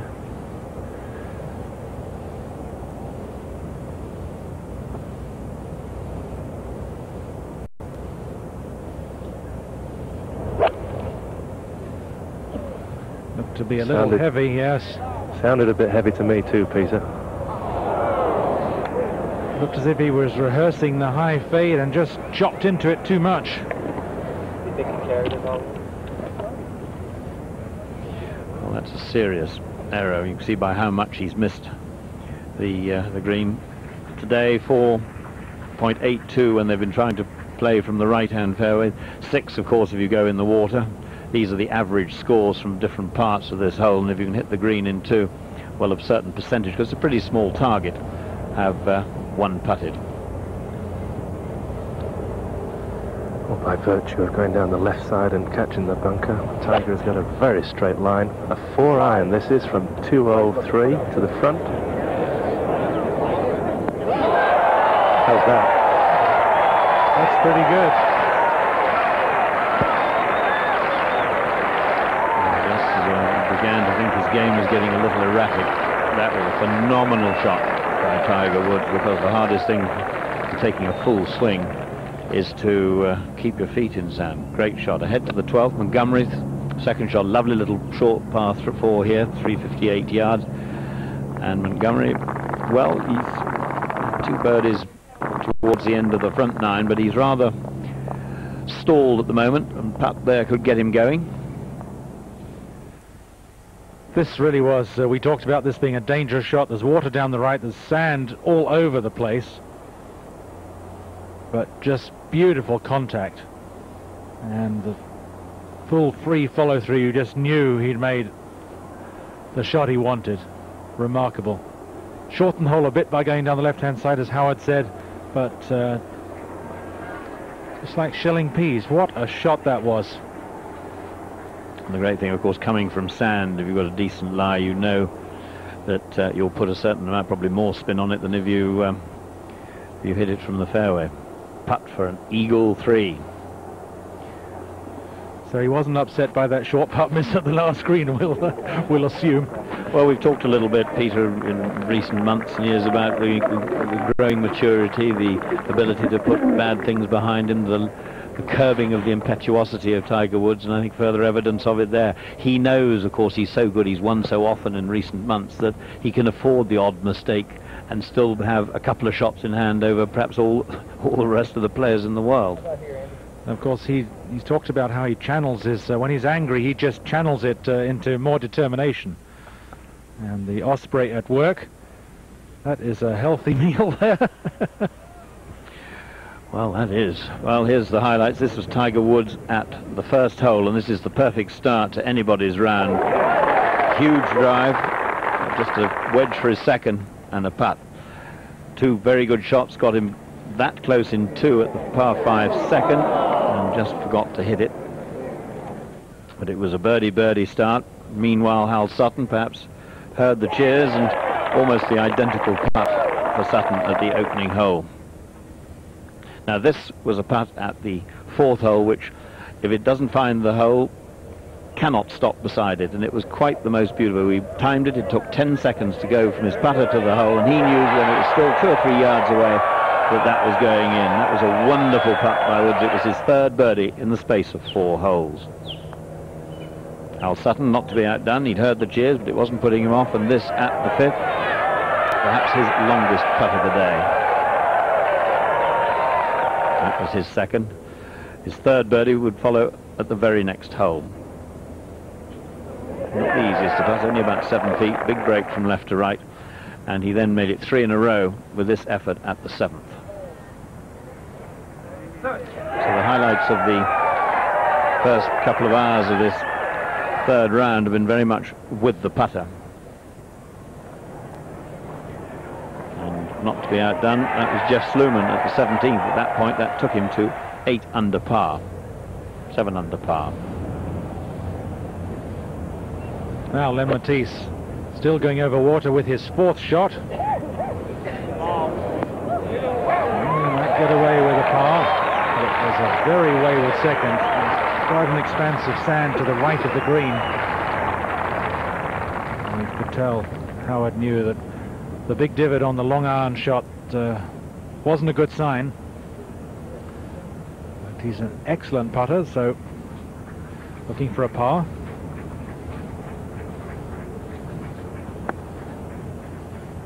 Second to 10 for Sutton. And he's given himself another chance at a birdie there.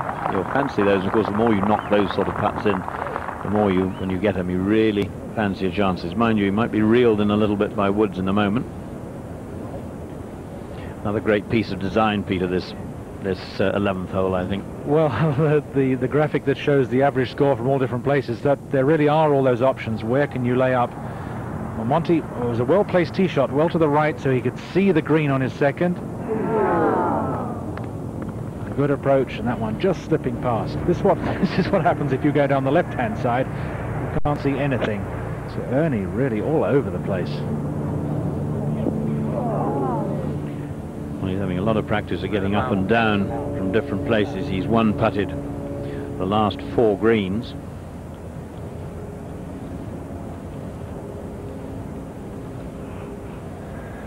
Well, as Len Matisse lines this par putt up, I had a little chat with Steve Williams, and really he said it was just a phenomenal shot, because Tiger decided he wanted to hit a cut with the 4-iron and had to take it over quite a big tree that was in between him and the hole.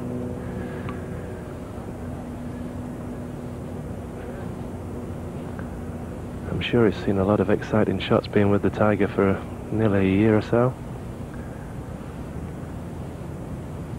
That must have been one of the highlights, though.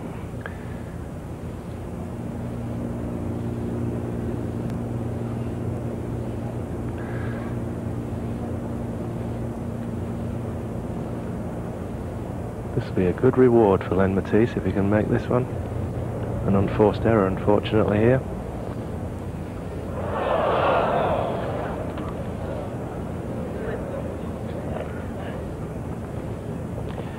Would have been a good 5, but it's a 6 of the hole that, well, after his tee shot, he was thinking very much of making a birdie. He'll leave the stage clear for Woods. Much break in this one, Howard? Just a little bit from the left, Bruce. This green slopes quite severely at this stage, where Tiger's ball is from back to front.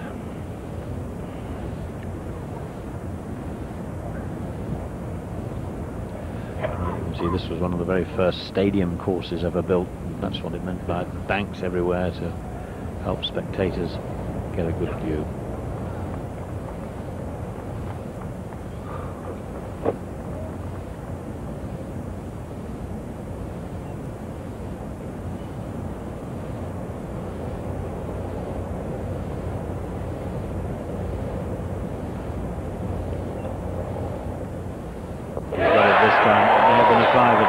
It's a 3 at 11, and from 5 under it goes to 7 under. Oh, sorry about that. And certainly the second shot, the architect of that particular piece of magic.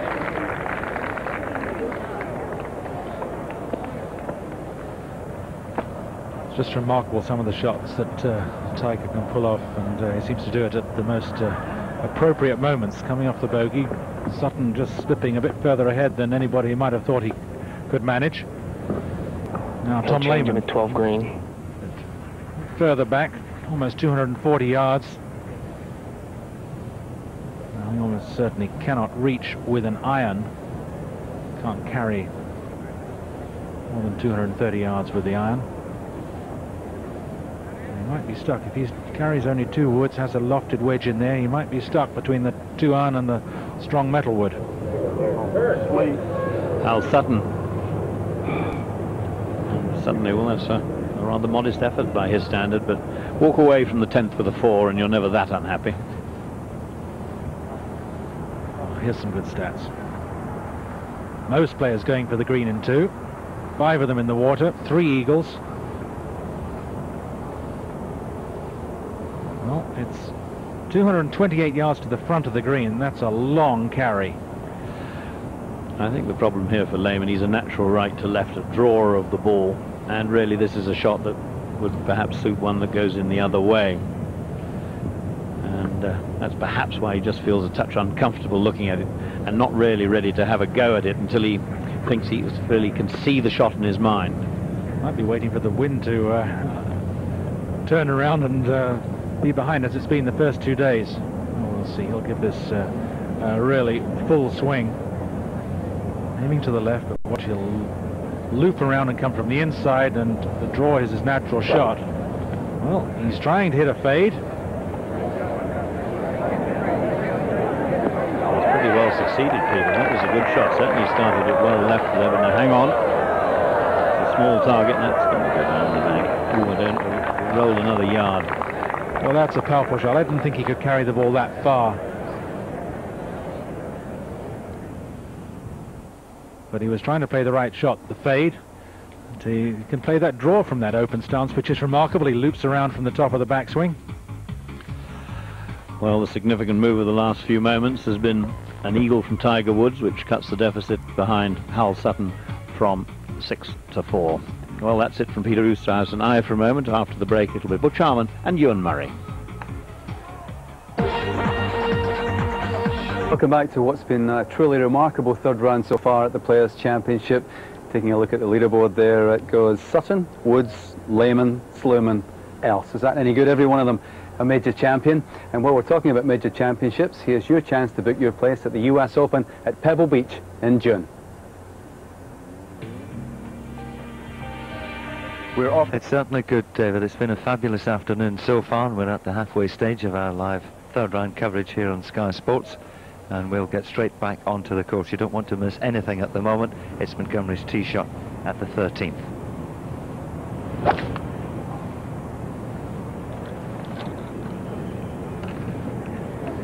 13th hole today. The pin is in the back right corner. Colin did not catch the slope, and that could go all the way down to the front left, and that will be a very difficult 2-putt there, Ewan. It will, and he didn't hold the birdie putt at the 12th either, so no change in Colin's score. He's still at 1 under par. Lee Jansen, though, picked up a birdie there. He's gone to 3 under after the 2 sixes he had at 10 and 11. Tom Lehman, eagle putt from about 60 feet. Come on. Back up over the hill. Excellent putt. Excellent putt.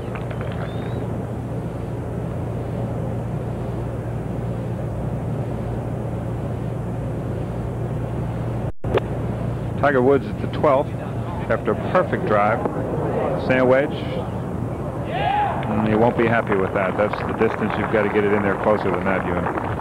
Brilliant start to the round, and the same can be said, of course, of Hal Sutton. We'll see him in a second, but not before we see Corey Pavin for a 2 at 17. Yes!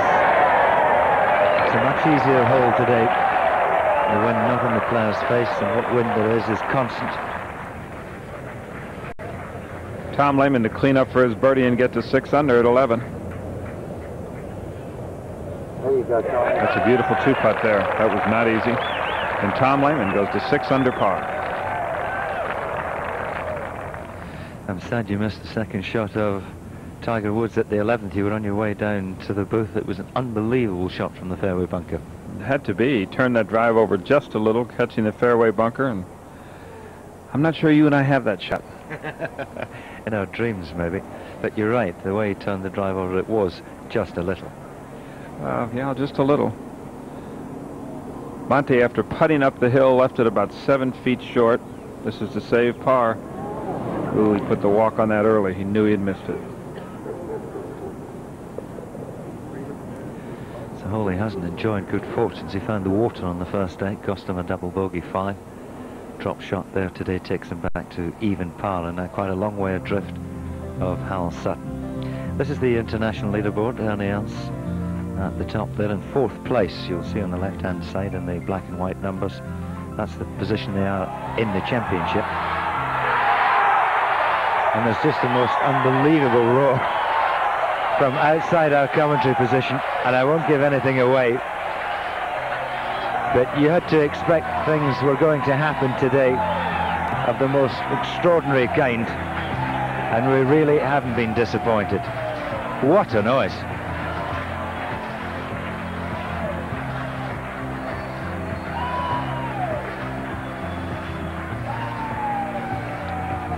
Bad round today for Nick Faldo. He's at +9, but the signs are that he's heading in the right direction. Lee Westwood, having just made the cut last evening on the market, +6 150, hold a lovely 18-footer at the last to do that. A round today for Lee of 72.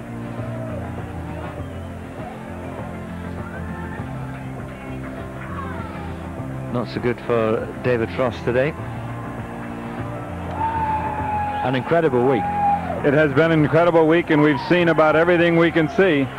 We've seen birdies, we've seen eagles, we've seen triple bogeys, quadruple bogeys, we've seen 2 hits at once, we've seen shanks. And I don't even need to tell you what that noise was outside our booth at 17. I'm sure we'll see it in a minute. You said the only thing we haven't had is a whiff, and funny enough, Craig Stadler had that on the second day.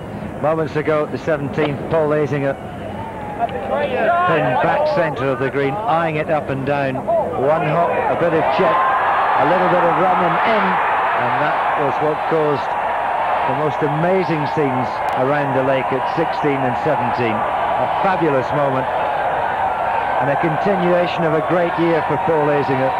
He's back in the winner's circle, and he's popped it into the hole at the 17th. What a moment. Well, we've run the gauntlet on the 17th hole of all the numbers we've seen. We've seen 1s, 2s, 3s, 4s, 5s, 6s. We even saw Billy Mayfair bounce it off the sleepers all the way back across the green into the water. Just enjoy this. That's about right. Howard, Clark, and Zinger play about the same. Whole square going to the 18th. I don't think I've ever heard a noise as loud as this on a golf course.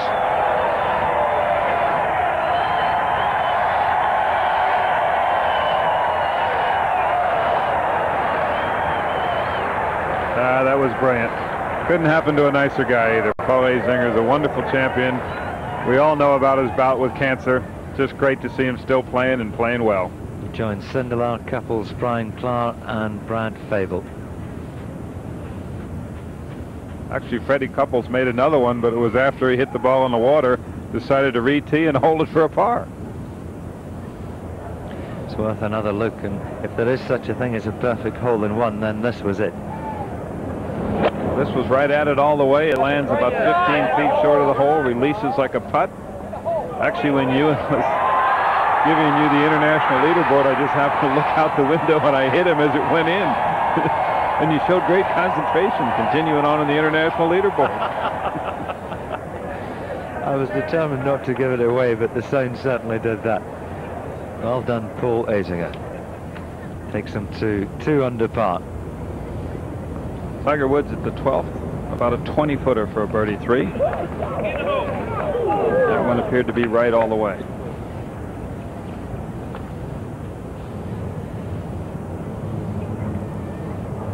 Tee shot of Hal Sutton down the left-hand side. He couldn't reach that bunker with a driver. He needs a 3-wood for his second shot. Oh, and he's been quite fortunate. He skipped out of that thickish rough on the front left of the green. You and I must say, Hal Sutton has played a remarkable round today. He did just what he had to do. He said he has no control over what Tiger Woods does, and I can't let it bother me. All I have is control over what I've done, and I might tell you, he's controlled it beautifully. Just putt for eagle.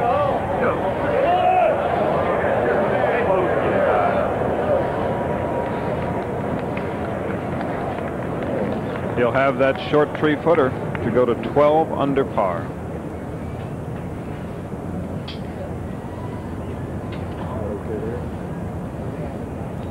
People are still buzzing around this 17th hole. They can't get it out of their system. That's just marvelous. It's what they come here for, Butch, to see the balls in the water and the hope that they might see one pop into the hole like that. And if you've been standing by the 17th for 3 days, I promise you, you've seen just about everything now.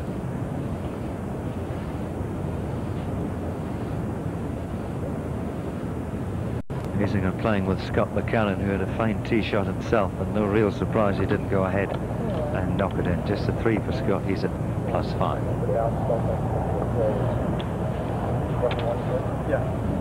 Tom Lehman at 6 under par is in the middle of the fairway at the 12th hole.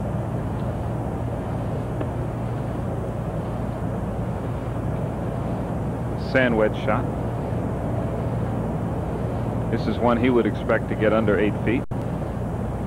Let's see if he can do it.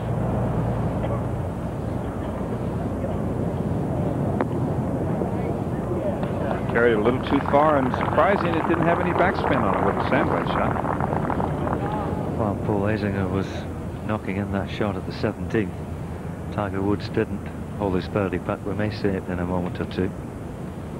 But it really has lifted the championship, that shot. Cheers ringing around the golf course. Omar Uresti, who we talked about at the top of the show, we wondered how he would handle the pressure of going out here with the leader. He's had a tough day.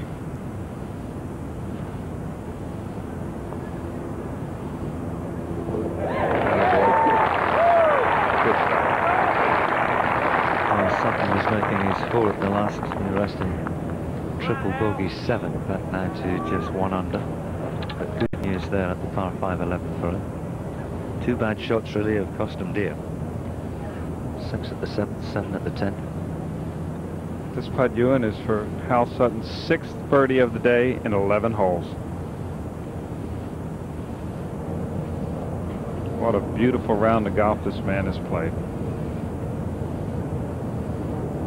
Talked about it at the opening of the show today, that he's in the top 10 in fairways hit and greens hit. He's made some putts today. I say he's never struck me as a great putter. We know about his failings in the chipping department, and that's a glorious opportunity wasted there, because it was a fabulous second shot. Well, Hal Sutton's a seasoned veteran. That's not going to upset him. There's nothing he can do about it now. He's already missed the putt. He'll go under 12 and just take the best he can get. Meanwhile, over at the 13th hole, 181 yards, Tiger Woods. Well, Tiger Woods is playing this hole today, and I can inform Butch that it's actually been stretched to 190 yards. With the flag as far back as it is, that adds a little bit of yardage. I don't know how he's going to get it close to the hole, but I'm never going to say impossible again. Very little breeze, just a 6-iron.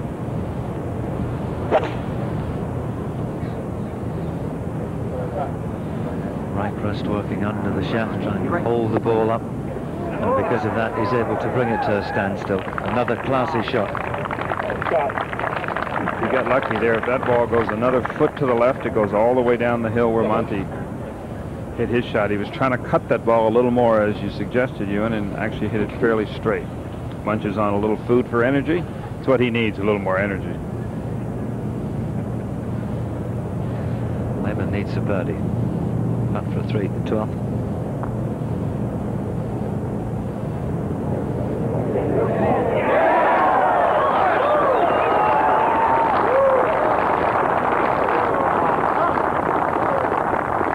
What a difference a day makes. There's birdies everywhere out there today. It just shows you when the winds calm down, these are such good players, they can make birdies all over the place. And wow, have we seen some birdies today. I think there's a few more to come, as the big screen shows Paul Azinger celebrating around 5 minutes ago. And just look at the joyous faces behind.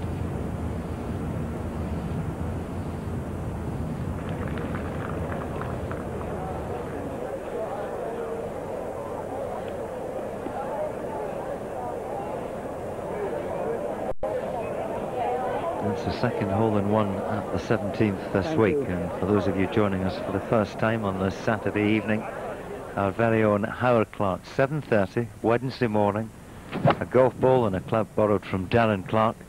8 iron was the club. How about that? I don't believe it.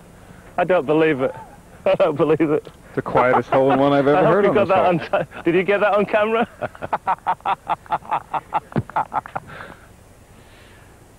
Coming in from right to left, a touch of draw. It's been Howard's natural shot since he took up the game at the age of 10 years of age. And we bring you to the present time, Saturday afternoon, just after 4 o'clock it was in northern Florida, when Paul Azinger enjoyed one of his finest moments.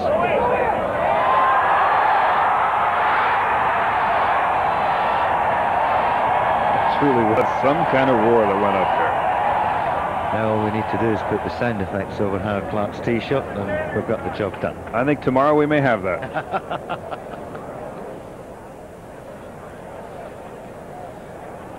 It's taken a good 5 or 6 minutes for everything to quieten down. Third toughest hole, and yet it's just over 130 yards. 54, I repeat, 54 others. Wow. 40 bogeys, and many of them have been up and down in two from the drop zone. And only 47 birdies in all. The infamous 17th that you uttered the immortal words. What was it? On the green on 17. This is 14 Montgomery second.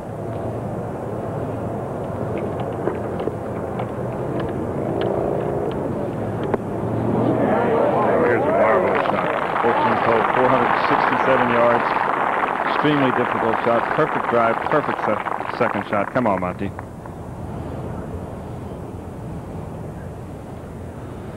Second time in 3 holes, Matisse finds the water. Third shot 9 to the par 3 13th. Lenny Matisse's follow-through reminds you a lot of Justin Leonard with that low finish. There's had a few hard luck stories around this golf course, and that was how he found the water. Just watch how much he takes the club outside the line. And that was left all the way.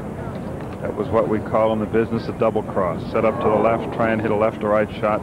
Came right over the top and pulled it. Tough stretch of holes here for Lenny Matisse, and he had handled the pressure of playing with Tiger Woods very well up till then. Lovely front nine, 33 out. Couple of drop shots in the first 4 holes too. And there you are, the white balls as pars, and the blue ones as bogeys or worse. And the red ones, that's the ones gathered round the hole, they are birdies.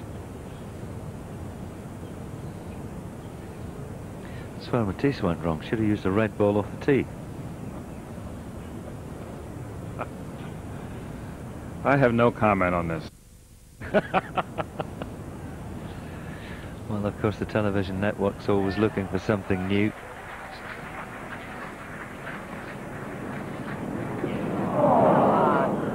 Colin has really had a suffering with the putter today. He's hit a lot of very good shots and has not been able to take advantage of it. Wonderful view from the blimp there at 13. 18th pavement.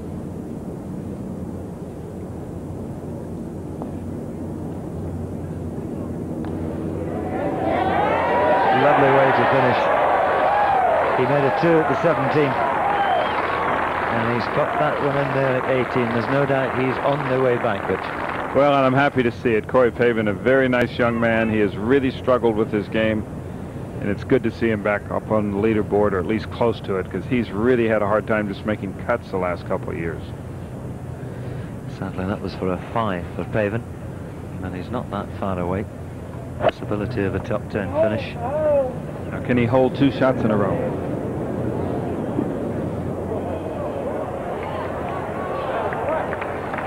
That was a rather nice bounce.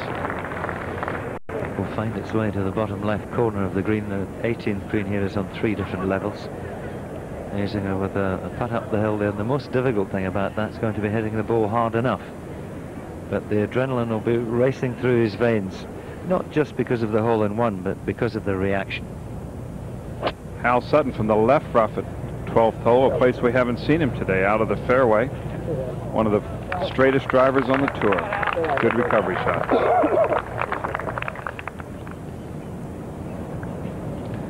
Woods at the 13th.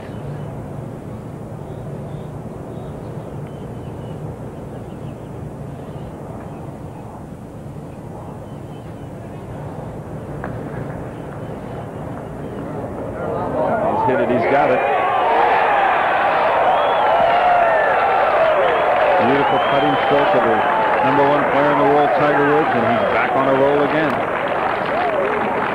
He looked really good on the practice tee this morning, Ewan. Felt very comfortable. I said, well, go shoot 64, 564, he said. Never even acknowledged the 65. He might just manage to do it too. Wonderful two from Woods, and it shows you how quickly things can change on this golf course. 6 shots ahead Sutton was no more than 25 minutes ago. The lead at the top is now cut to just 3.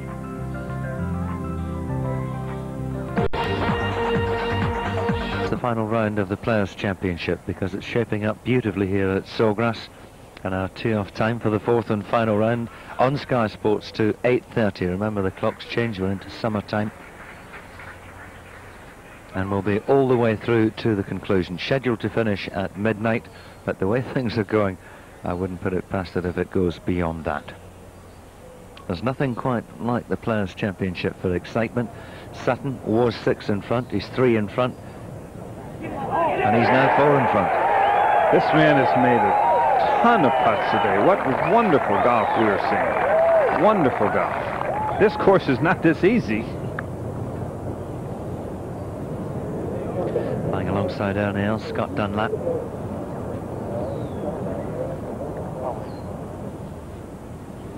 Four under par, Dunlap's playing some fine golf.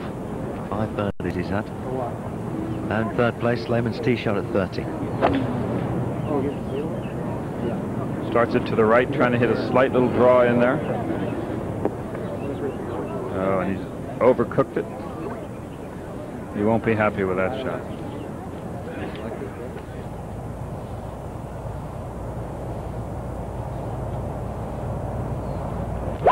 Two more birdies to go for that 64 you were talking about, Butch. He's looking at that anxiously like it's to the right, trying to hook the ball back. He needs a kick. I was up there the other day, Ewan, and that rough is unbelievably thick on the right side there. That was his 3-wood, too, trying to hit a little low hook. Another par putt for Els, and eventually one has to slip by. Really struggling with his long game, Els. Australian Craig Perry at 17th.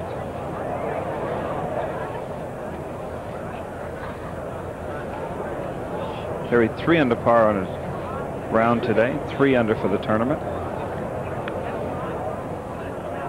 Unusual swing. Watch how he comes a little over the top of his shot. Holds on with his left hand, looks at it anxiously.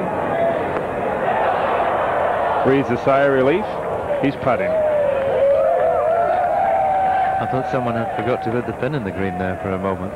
The way he was looking at up and down, the most money he's managed to win on the PGA Tour without a victory. Bobby Watkins, who won the European Open back in 1978. First European Open that was at Walton Heath. And Skip Kendall, who made himself a very healthy check last week at Bay Hill, finishing 3rd. Paul Azinger cleaning up for par here at 18. Sticks the shaft of the putter right in his belly button so it doesn't move. Strokes it through. Beautiful round of 70 and a lovely hole-in-one at 17. It's a lot of drinks to buy in this crowd. It is. There's a few thousand out there, and they're watching some of the finest golf we've seen for quite some time. Another birdie from Sutton at the 12th extends his lead to 4. Tiger in trouble at the 14th. Lehman on the 13th green. We'll be back with more action from Sawgrass in a second or two. Well into the back 9 of our 3rd round coverage here on Sky Sports. Colin Montgomery, 4 holes from home. Another birdie putt at the 15th. Oh, he's put that early walk on it all day, Ewan. He just hasn't felt comfortable with his putting stroke. You can tell by his body language. 14th hole from the right rough. 208 yards, and this man is strong enough to get his club through there, but can he get this ball to jump out straight? Come on, wind, blow it. Blow. He's asking for the wind to blow it.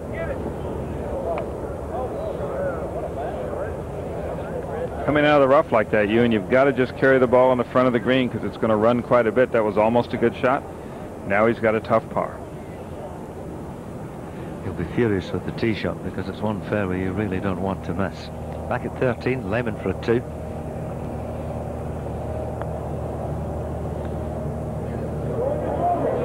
Evidence of how much uphill that is and how hard you have to hit that putt. That ridge in the middle of that green, you've really got to hit it hard. Now, this is live for his par. Excellent 2-putt. Excellent 2-putt tonight. Tom looks like he's sporting some puka shells around his neck there, Ewan. I think they were a gift from one of his young children. Yeah, I thought they might be freshwater pearls. Sometimes they use, but you know the game in this country, Bush. Back on the tee, the leader, Hal Sutton. 191 yards. The hole is cut all the way in the back right corner of the green. 27 yards on this green, and this green is only 32 yards deep. This man has played a remarkable 12 holes so far. 6 birdies, and he didn't birdie the second hole or the 11th hole, par 5s he could reach. Get all over, He started that one right at it. Little right, ball right.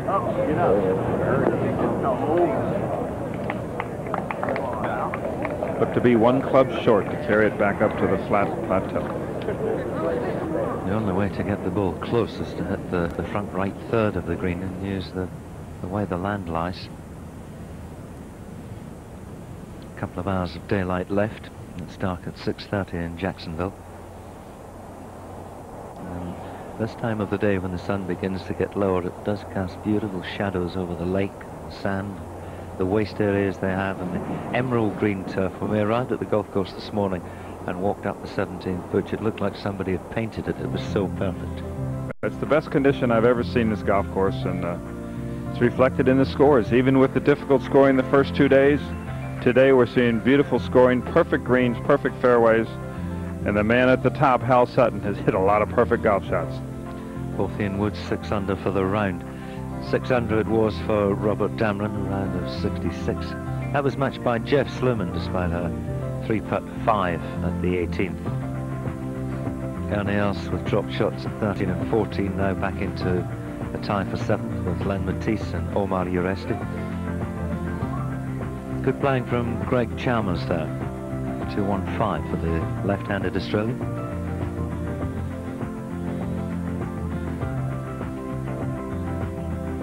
Billy Mayfair at +1. He's currently on the par 4 18th. And the defending champion David Duval, a round of 70 today that included 16 pars and 2 birdies. Nick Bryce has had a rough ride over the front 9. 5 at the 5th, and it was followed by 6, 4, 6 at 7, 8 and 9, but he's hit back with 3 birdies in the back 9. Out of contention, but in line for a healthy prize check tomorrow evening. Fulton Allen has had a horrible day, 8 over through 13. It's been a long time since he's been up there. No top 3s for 8 years. I guess that doesn't come as any great surprise, much. Now and here we see Ernie Els in trouble again. He's really struggled the last 4 or 5 holes. This is his second shot to the par 4 15th hole.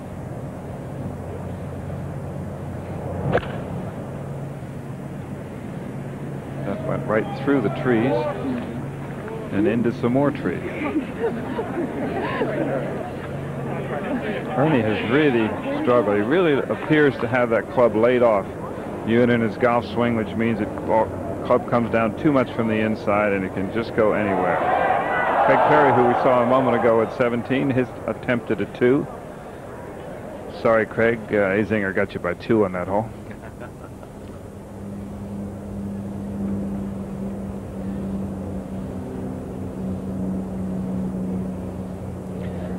shots ago, the third of Woods, and 14.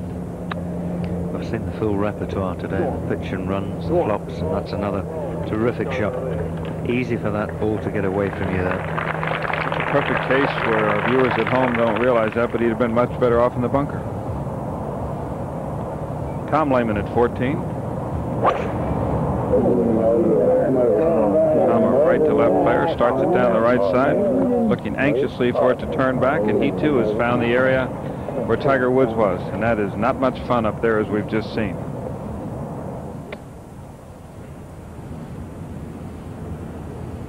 Picture of the 13th green. Camera pulls back to reveal the lake. That's where the pictures come from. To the right there is the Marriott Hotel, and you see the little water shuttle that takes the hotel guests back and forth to the golf course. It's probably where you're staying. No, I've been upgraded this week to where you're staying. Oh, that's right. You're in the room right next to me. As soon as I'm in the same place as you, I know I'm going in the right direction. Oh. Well, how's he going to play that, Jim Furyk? It's going to be teetering on the brink. He may have to play it left-handed. I think he turned away in disgust there, thinking the ball had found the water. Oh, no, I think he knew it had found the water, and he got lucky. The ball hit softly, and just the rough cushioned it, and he'll be able to play it, but it's going to be an interesting stance.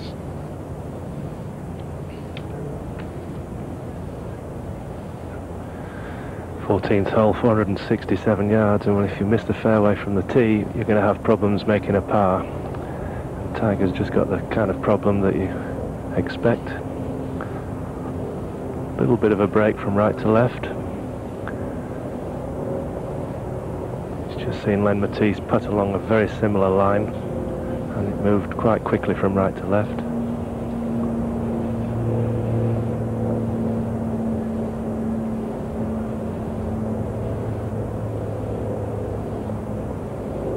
The grain will also make it move more than he thinks.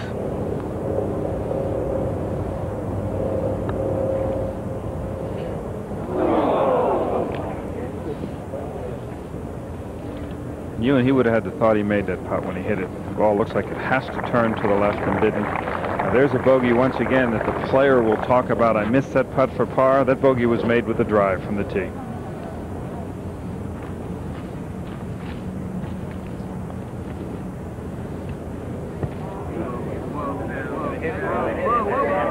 It's a fine putt from down there. Superb judgment of distance. He won't know it, but his lead is extended to 5. It's a gorgeous afternoon here in Florida. We're watching some of the greatest golf we've seen for some time. It's Sutton by 5 at the moment. Colin Montgomery.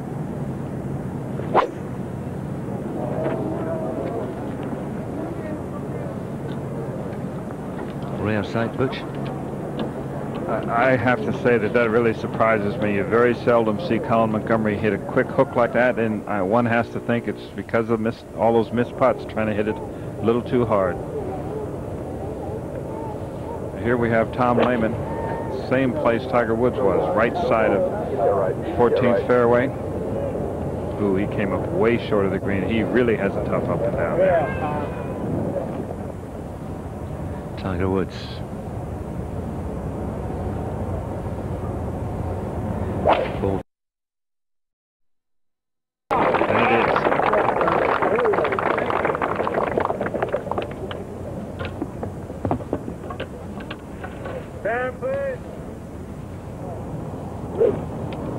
The two faces of those in second and first place. Sutton tapped his putt in at the last for a 3.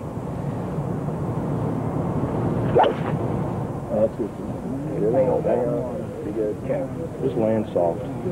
What makes Sutton such a straight driver, Butch? Well, he has an unusual motion in that he moves off the ball to his right side and uses a lot of upper body and kind of covers the ball, and it keeps the blade very square through impact. It's not a swing that produces very long drives, but very, very accurate drives. This is the hole he's on, a split level fairway that's higher at the right than it is on the left. That's the bunker that Tom Lehman's in. He's going to have a bunker shot of around 60 yards. And it's not a short hole. You went 467 yards You've got to hit a good drive. I want you to watch how hard he swings at this, especially the follow-through. Because you're not hitting the ball first, you're hitting the sand. The speed and length of the follow-through is what throws the ball out on those long bunker shots. Believe it or not, that wasn't too bad from where he was. That was a tough shot.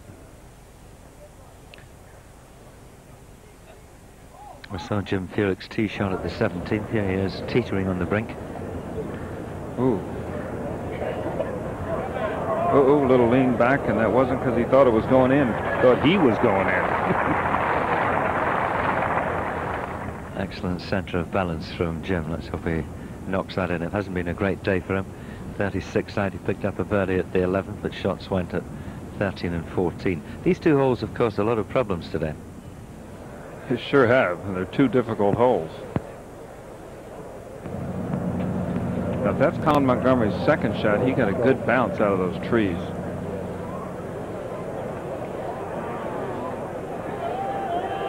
Certainly can't reach from where he was, and I think he's probably laid up there and fooled the cameraman over at the 16.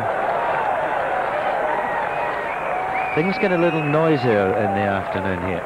Well, they do right outside this commentary booth right behind the 17th green. I think there's been a rather aggressive beer sales going on below us. Because they go crazy if somebody hits the green. Thank you. Sir. Drop shot at the third was caused by a 3-putt from just off the back edge, and it was a difficult putt down there. Birdies at the 5th and 7th. Short holes have been costly for him today. Well, we can see his body language kind of tells the story. Now he's upset with the sound guy being too close to him as he walks, so he's going to have a conversation with him.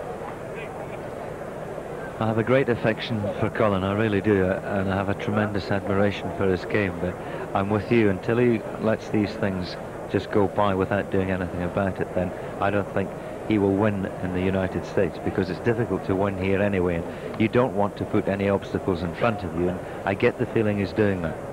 Well, if we look at the demeanors of a Lee Westwood and Darren Clark who have won over here, things don't really bother them. They just play golf. They don't let things get under their skin, and obviously it's a difference in personalities, but everyone knows how I feel about Colin Montgomery. I think he's truly the second best player in the world. I think he should be ranked number 2 ahead of David Duval, but he has got to learn to put these things beside him and just allow himself to play the golf he knows he can play. It's going to be a drop shot for Tom Lehman at the 14th, all courtesy of a poor drive. This is Woods ahead of the 15th. From the middle of the fairway at the 15th hole. He's staring it down. He might like it. Ooh, he was right on line, but needed to go a little firmer or a little more club.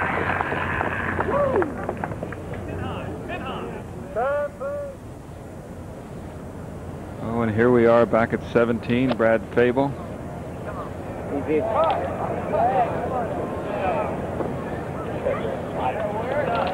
Very nice shot. Another ball on the green there, the ball of Nick Price. Remember this back in 1998? I sure do. It's got a little heavy for this bird right about here. You just let it go. And it was the ball of Brad Fable, I believe, back in 1998. No sign of the bird this year, though. Tom Lehman cleaning up for a bogey. These putts are by no means gimmies. That's why they putt them. Keep your head still, short backstroke, right in the middle of the cut. Once again, a bogey made not by putting, but by poor driving. Fourth shot of Montgomery. He might just manage to squeeze a 5 out of that. It's over at the par 5 16. It would be nice to see him make a putt, and he hasn't made a putt hardly at all today, and that would be a good save if he could get it. Get him in a little better frame of mind walking around the lake to the 17th. It's amazing to watch these players as they walk down the 16th fairway. Every one of them kind of gaze over to the right at that 17th green, especially if there's a roar or if there's a big ooh. It's just this amazing hole, isn't it? It sure is. It's a wonderful creation. Hal Sutton once again in the fairway at 14, but he may have to draw his second shot because the tee shot kick quite a long way left. You see the overhanging trees there? I think there's no doubt about it. I think he has to hit a draw around these trees. He could choose to go over it. 181 yards is a perfect look at what he has to play.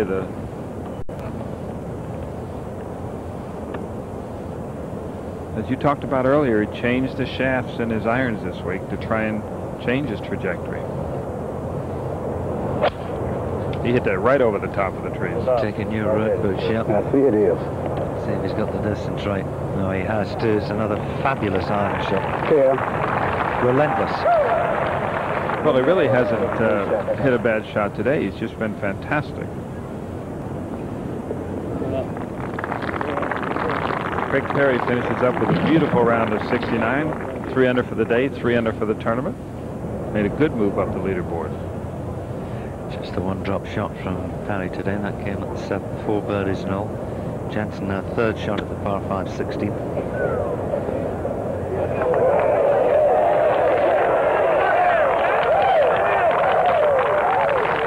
He got himself into a great position in the front 9, going out at 32, but the pair of 6s really halted him in his tracks. 15th green, Tiger Woods. Long putt up the green and across the slope. He should move quite a bit from his right. Just a couple of yards past the flag and straight downhill.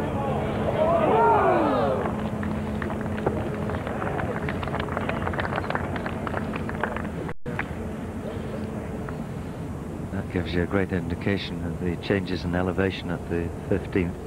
Swell that runs across the middle of the green, and the back and the front are just about on the same level. They changed these greens many years ago, Ewan, when this course first opened. The players were brutal in their comments of how unfair the greens were. Much larger humps in the middle of the greens. Balls could actually hit in the middle of the greens and bound off. I think they've done a marvelous job of creating a fair test of golf, but extremely difficult, and the players actually enjoy playing here now.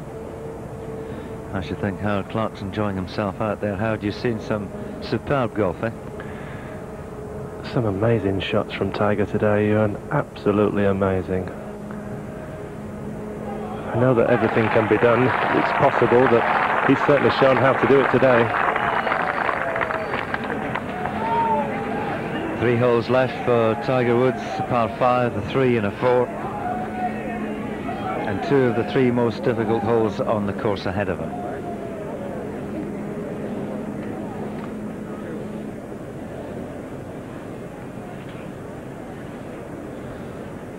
Colin Montgomery for a putt for a par. Get in. Way to go, Monty. Nice to see him make one. That all happened a few moments ago. He's made his way now to the 17th. Nick Price having a good comeback today. 4 birdies in the last 7 holes. And from +4 to level par.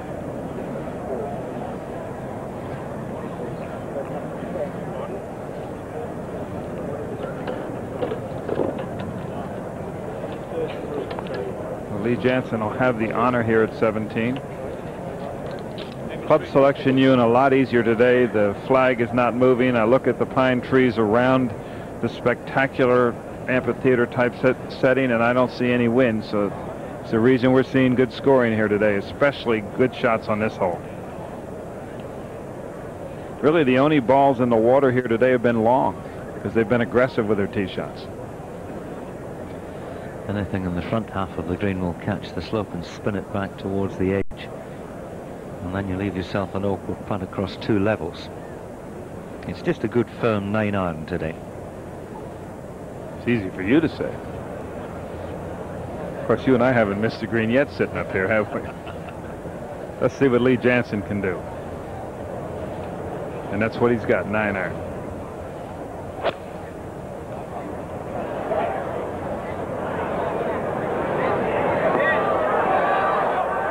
Excellent shot.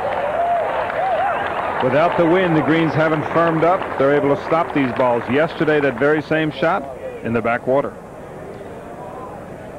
Colin Montgomery found the water on day 2 yesterday. pitched it too far, pitched on the fringe. Had he caught the green, it may well have dug its feet in and stopped there. That was an 8-iron then. It should be just a nice quiet line for him today. One thing I love about Monty's game is I love the speed he plays. He makes up his mind and he pulls the trigger. Excellent shot, Colin. Excellent shot. Give us a smile. Come on, give us a smile.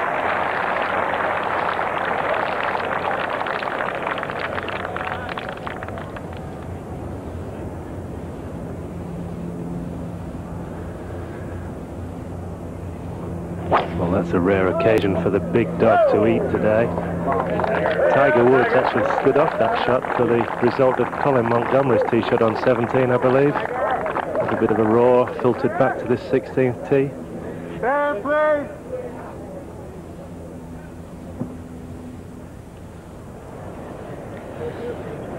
Have a look at Montgomery's swing. That's straight up and down. The great thing about Colin is he wastes no time. Once he's made up his mind, the club's behind the ball and off he goes. I think that's one of his strengths. I think a lot of guys stand over the ball too long. The longer you stand there, the more your mind plays tricks with you. It's one of the things I love about Colin's game, one of the many things I love about his game. This man is truly a great champion. So is this man, Lehman.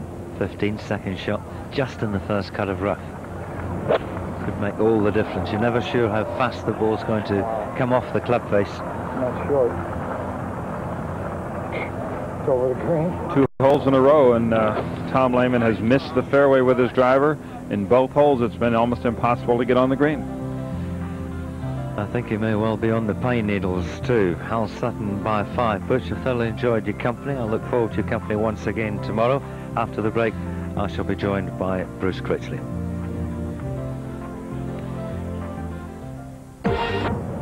Stay right. Stay right. He's done the same as Tom Lehman, Bruce. Yes, that is what you can't do on any of these holes here. You just lose control of your second shot. We'll go to 17 and a putt for Lee Jansen, 2.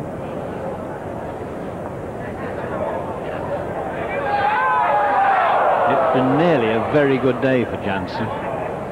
He really played the front 9 well, but stopped in his tracks a little bit. We'll go to the behind the 15th green. Very bare lie for Lehman. Oh, he's played a great shot here. That pin's right on top of the hog's back. And if that ball had trundled another 2 feet forward, it could well have fallen off the right-hand side of the green. Ernie Els from a very difficult spot here at 16, 3rd shot. He's pitched it on a 6-pence and well in his way every bit as good as the one of Lehman. That'll be a 4. It's the worst I've seen Ernie Els' long game for some time. His short game really has kept him going, and his wonderful calm temperament. Well, a big cheer for Colin Montgomery. A little wave might have helped, but it's a 2 and he gets him under par once again. And after a pair of short holes that have cost him dear, that's perhaps a little nice to get one back there. 1 under for the day, with 1 hole to play. The Cowboys and Indians outside the commentary position here. I think they've been at the Davis Butch suggested. While they're shouting there on Monty, I'm not sure it's for affection or anything else. But it's a 2 for Montgomery, it's 4 for Lehman at the 15th. Good recovery after that fly for his second shot.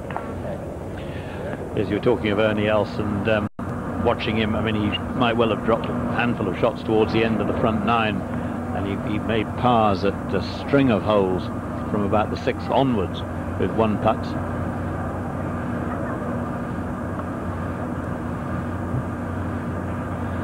Glenn Matisse has just run off the fairway on the 16th hole with his tee shot. He's got an awful long way to go. It's a pretty good lie, though.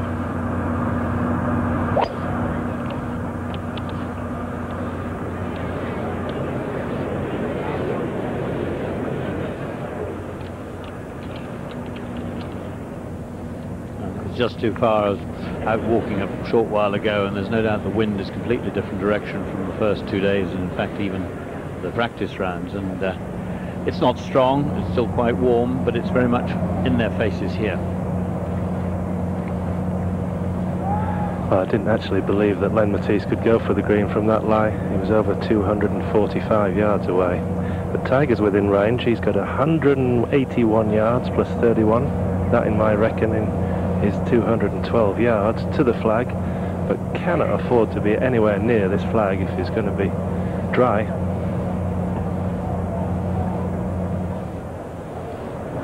Tiger stepping back gives us time to see the tee shot of else at 17.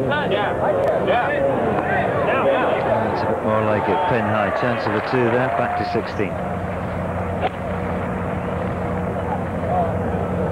Well, that is the ball of Tiger Woods on its way. 6 iron that was, can you believe it? I find it extraordinary. 210 yards plus, 6 iron, and it's into the wind. He took a big divot too. 6 iron. And let's see if Sutton can cope with this left-hand rough at the 15. Jump ball. Johnny That'll be okay. Now you see, Lehman played for the normal flight and it came out fast. Sutton played for a fast flight and it came out soft. That's going to be a tricky chip for Sutton then. I'm not sure he'll be able to putt it. Robert Damron, 66. Seems a long time since he shot that. Jeff Sluman followed him. 4 under par. He's finished on 2-1-2. It's still Sutton by 5, but some trouble for him over on the 15th. Paul Azinger gave us one of the shots of the championship. It will go down as one of the shots of the year because of all the trouble the 17th has given the players this week. And yet Azinger made it look all so simple.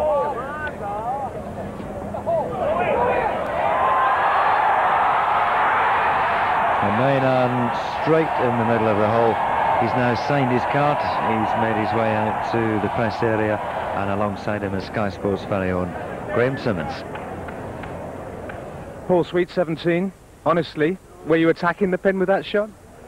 You know, I was aiming kind of at the pin, but just really trying to get it somewhere on the top flat, hoping to carry it just that yardage to the top of the crest. I felt if it carried the crest by like within 3 or 4 yards, it would stay on the back of the green. And it was beautiful. It never left the flag, and it landed right about where I was looking. And just a great moment for me, something I'll never forget. Exciting. For those of us who'll never experience it, what's it like walking from 17th tee to 17th green when you've already put it in the cup and the whole place is going crazy? Well, I already said I was self-conscious because I knew everybody was looking at me, It's weird to walk in front of that many people, You got a strange walk, but, it was, just a moment that you'll cherish. I'll never forget it. The crowd noise was incredible. I haven't had a roar like that in a long, long time, maybe ever. And it's just a special moment in sports, and for me it was great. I think I'll cherish that one. I remember a famous shot of yours at 17, Paul, a few years back that sort of bounced off the rim and went into the water. That's been shown a few times. Do you feel the hole owed you one? Well, I've had my ups and downs on that hole. I made a 7 there on the 5th round of tour school one year. And then the next day, I had to hit one less club, and I hit it on the back of the green and made about a 50-footer for birdie and ended up qualifying for the tour by 1 or 2 shots. And one year I birdied that hole all 4 days. And but I don't know if anybody's birdied it every day in this tournament, but that was kind of fun. And then I make a hole-in-one there. I don't have any phobias about it or anything, but I've made my share of doubles and quads on it, too.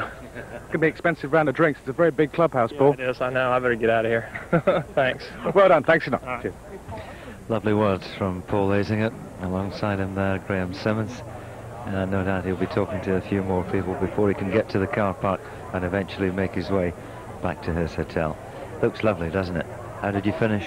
1-4. Round of 70. Let's get back to the leader. It's his third at the 50. Said once or twice this chap's not a great chipper, not a great man for the up and down. And you saw a lot of body movement in that, far more than for most players, but he's made a magnificent effort at it. For someone who can't do it very well.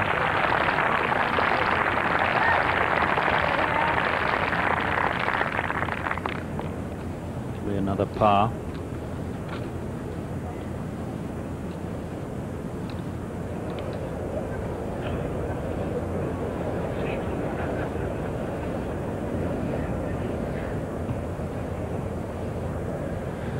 Well, Tiger has got this big breaking putt from the left to right. Steep slope halfway through this putt. Apart from that, quite easy really.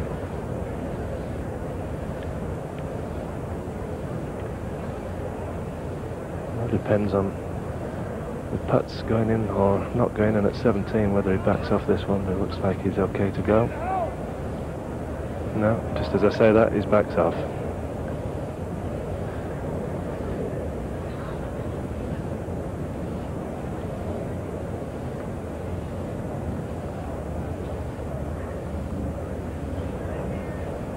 These two greens, the 16th and 17th, are, well, just about an 8 iron apart, so the noise will echo around here if this goes in.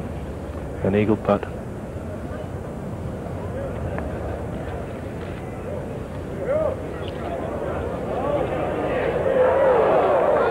Got the difficult part right. Judging the distance, never easy when you're on a different level to the hole.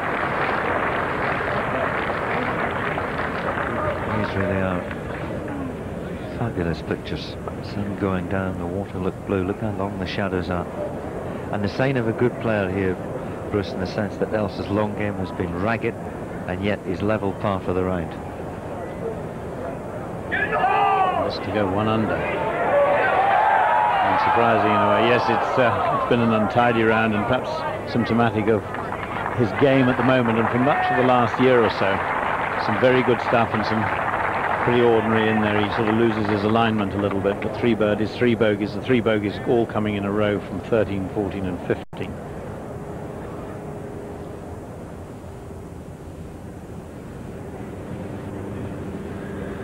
Alan Matisse, who found the bunker in 2, pitched out to here. Pretty straight putt this one. May just break from right to left a little.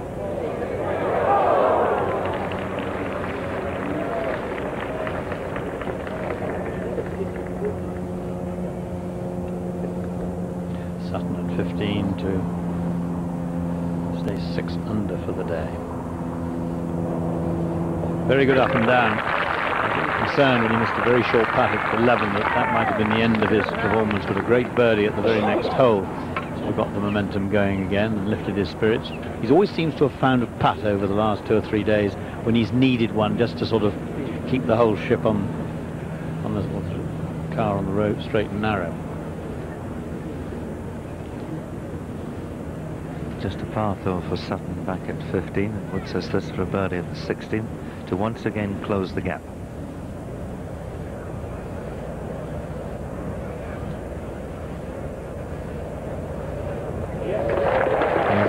Devour these par 5s. Ewan now, he's going to be able to lay that little ghost that he's had of hasn't broken 70 so far in the Players' Championship at Sawgrass. He's got a few shots in hand. You know, I don't like predicting anything at all because the 17th has told so many tales over the last few years that anything can happen. But he looks very much in control of his game.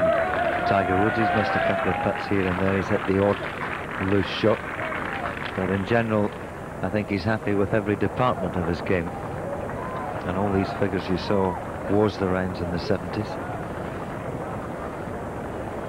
3-4 for 66 today, so as long as he doesn't go 5-6, 5-6, 5-7 it would have to be. Yes, it's fun. And of course, whilst he's had a couple of 71s this year, he's a totally different golfer to the man who was playing around here last year and the previous years. He's got this great raft of victories underneath his belt between then and now. Par 3s have been his problem. Tiger's +2 for the par 3s, and he's 11 under par for the par 5s. And it's the par 5 that Tom Lehman is on now.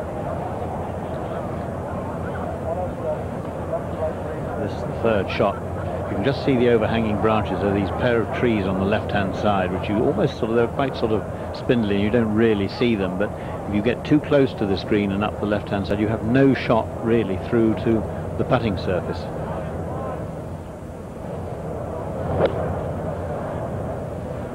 Back there you can go over the top, pin very close to the back edge, and that's a brave shot. If the camera were to pull back, you'd actually see that the water's perhaps only 6 or 7 paces beyond the pin.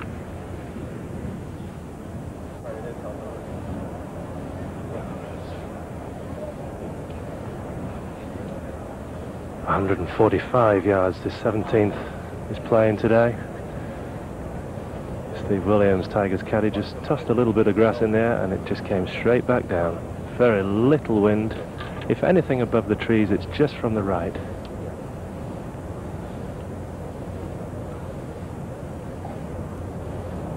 Now just a little breath of wind pops up just as I speak. I wonder if Tiger can feel that, because he may change his club if he feels that. This is just a wedge.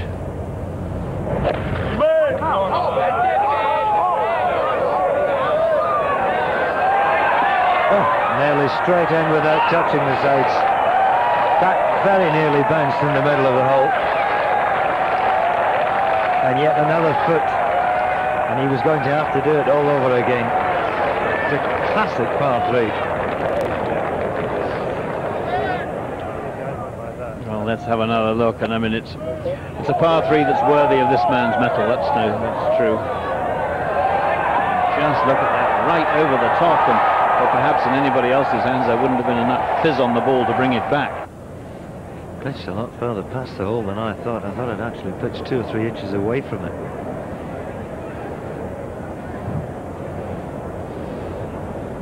And even he can't predict and know and find some guaranteed method of getting it on this green.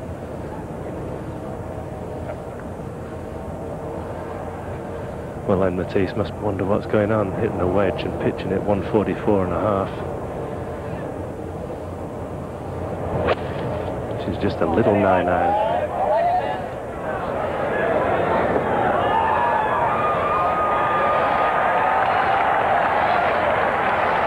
This man's got all sorts of gremlins and hobgoblins in his mind, and I think every time he's able to put it on this green, he breathes a big sigh of relief. Woods with a putt for a birdie too at 17, and it's because of that hole that this championship will never ever be over until it's won on the 72nd hole. There's a long way to go. 4 shots would be a lot in some courses, but not at Sawgrass.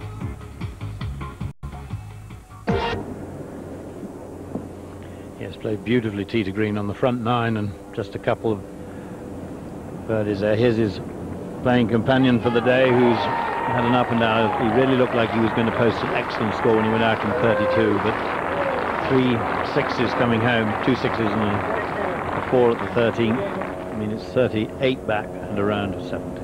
Now, you were out when this happened. I thought you would enjoy this. Hang on, where are we? Bogey. Well, I can do all sorts of things with graphics now, but needs to be up a little longer for me to interpret that. They can do all things with graphics, and they do.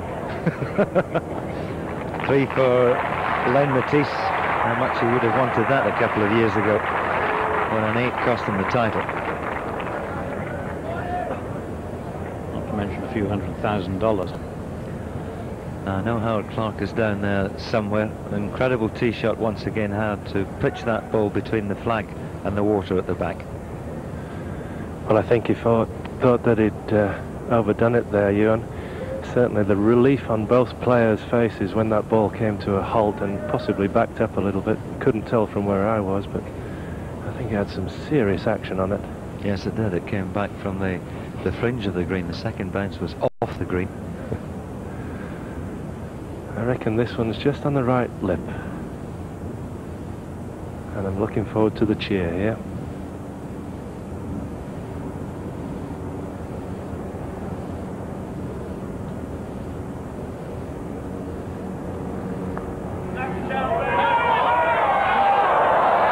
He struck it inside right, and it went the other way in the end.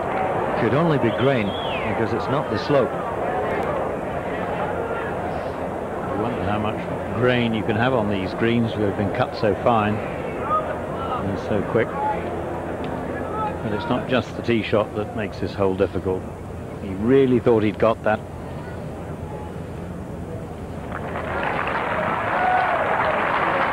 But it's a 3, and in the end, you ask any player in this field, whoever he may be, if you want it, if we give you a 3 at 17, do you take it? They do.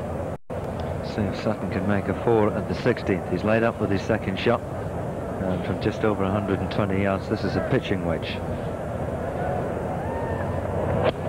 that fella Miller get a new nerves with that length?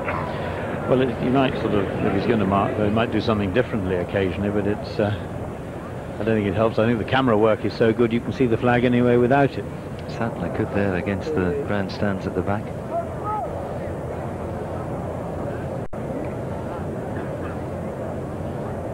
No birdie for Lehman at the last. Remember, we saw him play that third shot up and over the tree, spun back just too far out of his range. And for Fulton Allen, the problems continue. 10 over par he is after 16.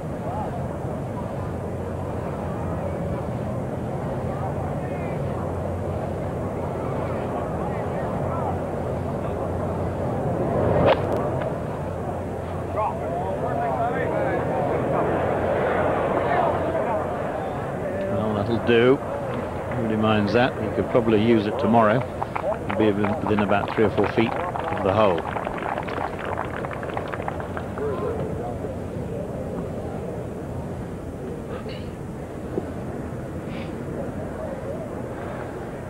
A long iron for Tiger at the 18th hole. This just finding the fairway, setting up another birdie chance.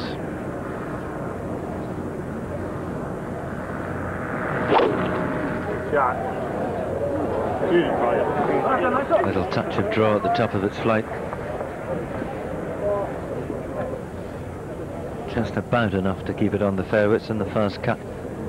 Shouldn't be too bad. That's cut down at just an inch. Toughest holes on the PGA Tour. Now, of course, they count the Open Championship in their money list. And Carnousties 12th, which is normally a par 5. Was top of that list last year, but the second one was the 18th at Sawgrass, and once again this week has played the most difficult hole on the golf course. Overhead on the green, Scott Dunlap. Not a bad day. He's under par. 5 birdies, 3 bogeys, altogether -3. Provided he can knock that in, I think he can be well pleased, playing with only else.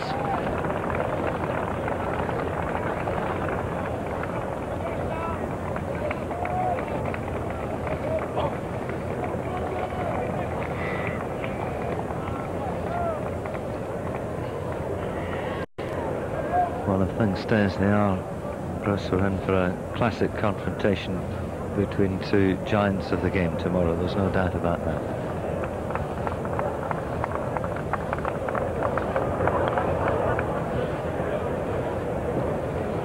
To putt. He struck a beautiful one as Hal Sutton. That'll be a 5. Yes, and of course, as the pursuer is going to be Tiger Woods, no lead is big enough, or you can count on, particularly on a course like this, and in a tournament that Woods really wants to win. I must say it's been a vintage year, I think, already across the world. Darren Clark's fantastic performance in taking Woods out over 36 holes on the match play final. Ernie Els here at the 18th, just failing with that. Remember his close match with Woods over in the Mercedes Championships, the event that kicked off the US PGA Tour, and here we are at the Players Championship. We haven't even had a major championship yet, and already there has been so much to talk about, so much to admire too.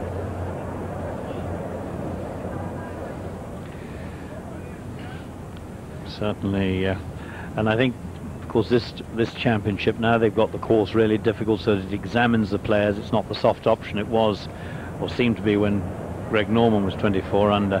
It really does create a marvellous exhibition of golf to us 2 weeks before the Masters.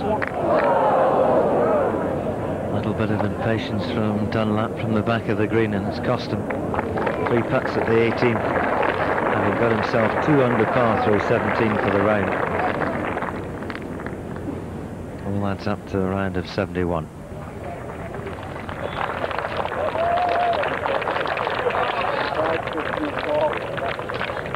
So 7-16 out of the way. And the 17th and 18th to come. At the moment he leads by 4, Hal Sutton. But of course he's still got to get this across the water, stop it short of the water the other side, and get his tee shot away down 18. He's had a bit of trouble at 18 as well, in the water on one occasion in his first round.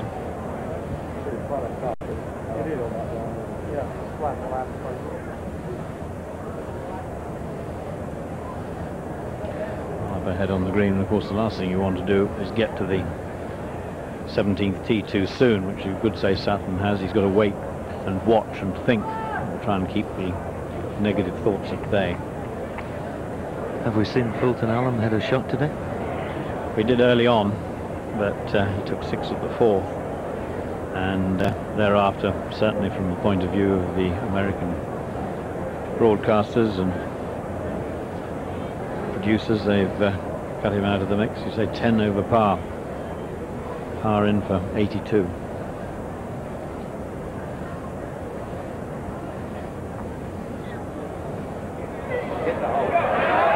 He's got it. Now that really was racing at the hole, and having not made the 4 at the 16th, Lehman bounces back with a 2 at the 17th, and he moves to 7 under.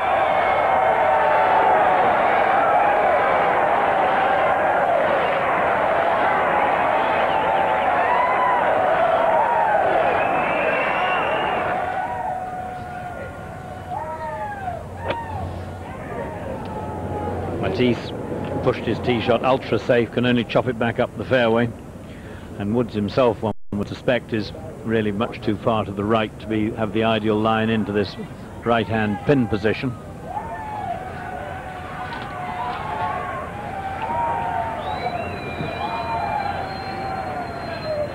The hoops and the hollows continue at the 17th.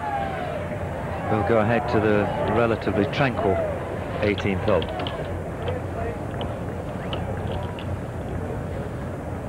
Well, Bruce suggested that this was too far right to get at the flag, and it's absolutely right. He's got a 7-iron here, would you believe? 193 yards to the flag, and he must carry this at least 185. This is going for the centre of the green. Carried it even further than that, carried it right to the back edge of the green. And now he knows what he faces from there. Putt that will move a little to the left, and then it will start to turn from left to right, and the slower the putt starts to roll, the more break it will take.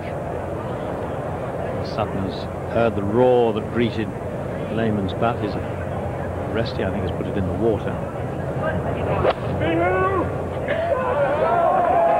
The rhythm is good. It's on line. Hold it. No lead is big enough.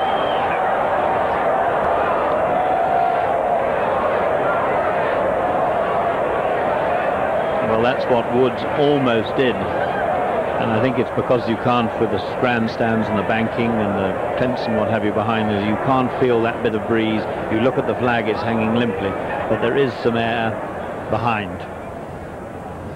Now he has to go to the drop area and faces a pitch from around 70 yards.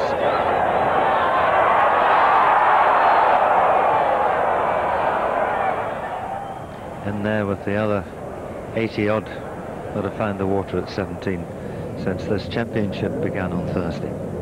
Lehman's at the 18th tee.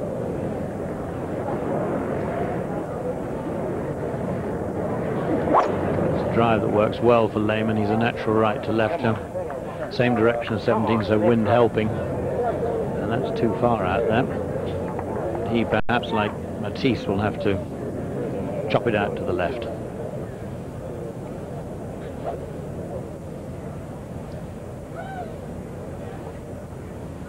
I'm amazed Sutton hasn't gone and played another tee shot from the tee. Looking out the window, he's made his way to the drop zone, but before that, Matisse is third at the last.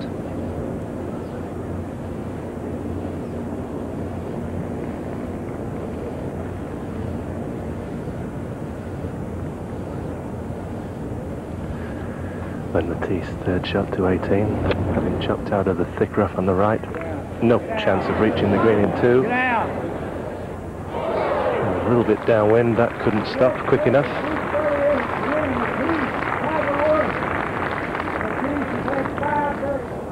First to go though with his third shot at 17 is arrested, as I thought he'd hit his drive in the water.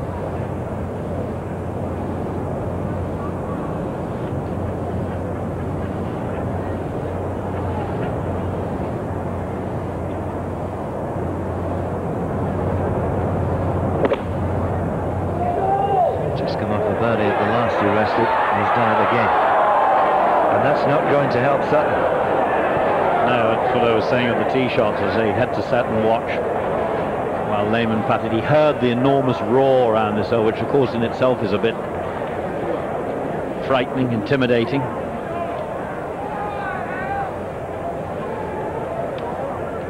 He may prove me wrong, but I'm very surprised Sutton is playing his third shot from here.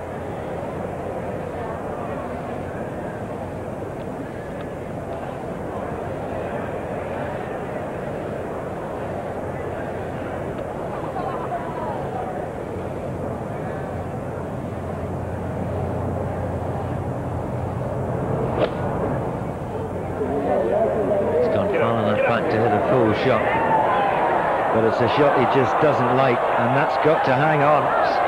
Hold it. Oh dear, dear, dear.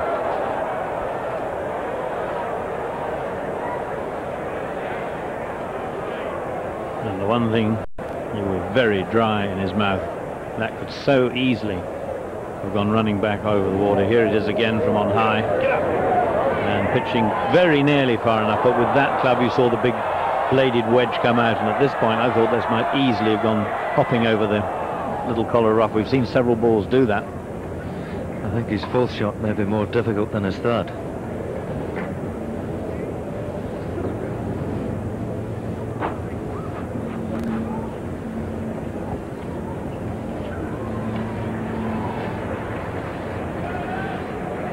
Tiger Woods was very interested in the Jumbotron TV kind of screen by the left of this 18th, but didn't quite get there in time to see Hal Sutton's shot, and wanted to know straight away whether he was in or out of the water. He got the news, and now to try and two-putt from a good 60 feet. Right to left to start with, and then left to right halfway, and downhill for the last 10 feet or so.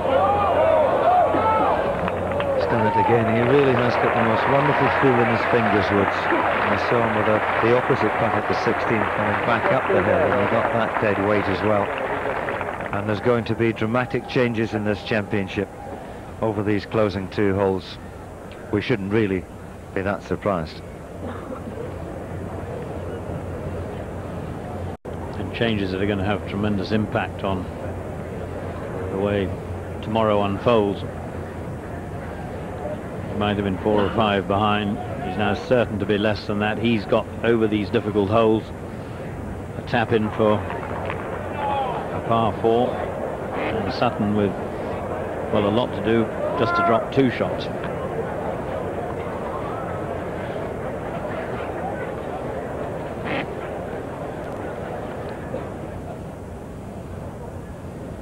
Matisse for his 4.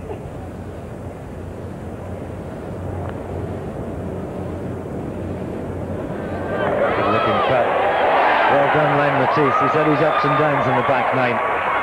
That's going to be a round of 73. And behind him, Lehman making no effort to reach the green in 2. And a horrible lie down the right. I thought, Chris, that it all happened early on in the day, but obviously wrong. Certainly the opening hour or 2 of the day with the birdies galore over the first half dozen holes. And there was, you're quite right, a rather quiet spell, a period really of consolidation of these good scores. And then it's come once more over these closing few holes. Woods finishes off, and it's an excellent round of golf, a round of 66, his first round in the 60s at Sawgrass. But more importantly, it's given him a chance of the title on Sunday. A lot of that, one feels, will depend on this man. One more.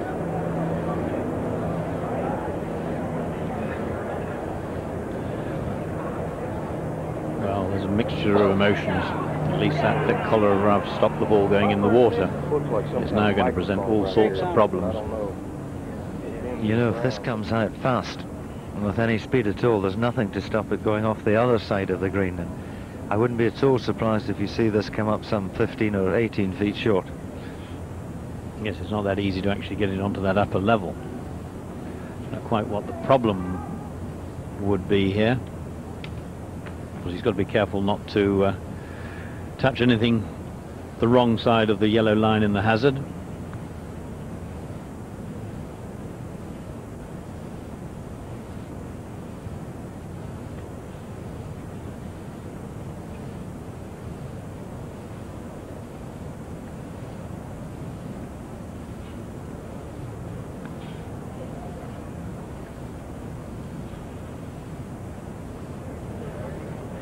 See the yellow line at the top of the grass.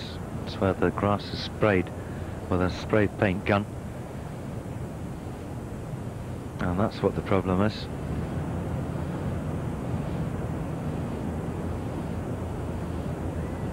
It's very like a microphone, and I suspect that's probably what it was.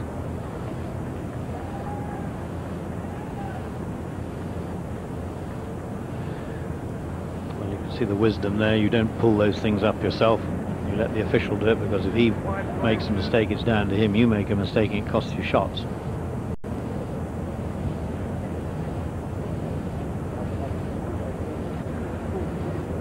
Under normal circumstances, Sutton would like to use his 3 wood or his 5 wood here. Just use the sole of the fairway metal to bound its way through. But he's probably not confident of how fast the ball will come off the club face. And that doesn't come as any surprise at all.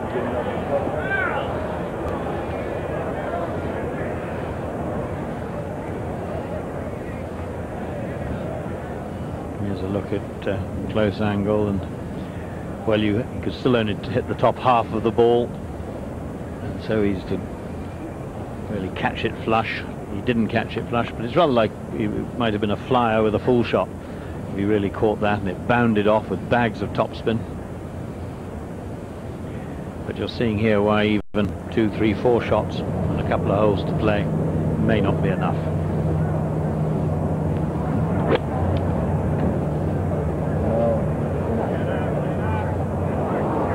It's an untidy finish for Lehman too, especially after securing his 2 at the last. Now having to work to just drop 1 shot at the 18th.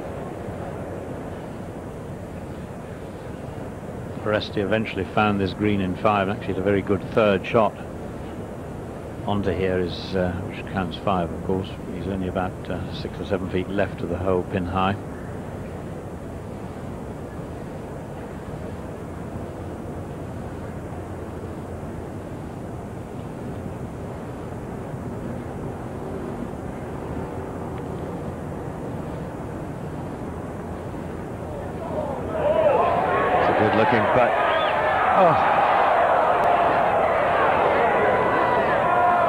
But he had a lead of 4 standing on the tee. It's now just 1. And that ball did exactly what Tiger Woods' did. As it got close to the hole, it veered to the right as we look at it.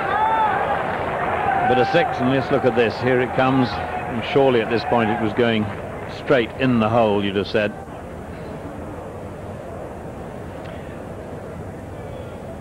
Those don't fall in, you don't get the odd break at the end of a 10-minute experience like that, probably more 15 minutes.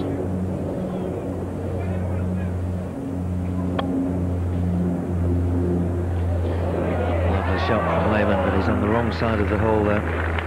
Slippy putt down the slope, will turn from the left.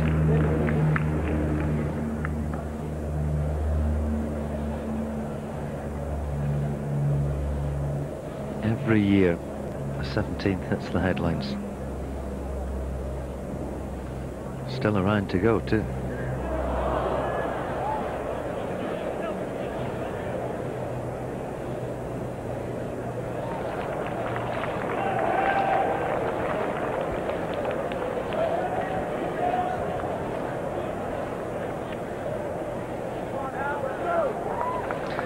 Sutton walks to the 18th tee with a slender lead of just one shot. We'll be back for the final hole in a couple of minutes.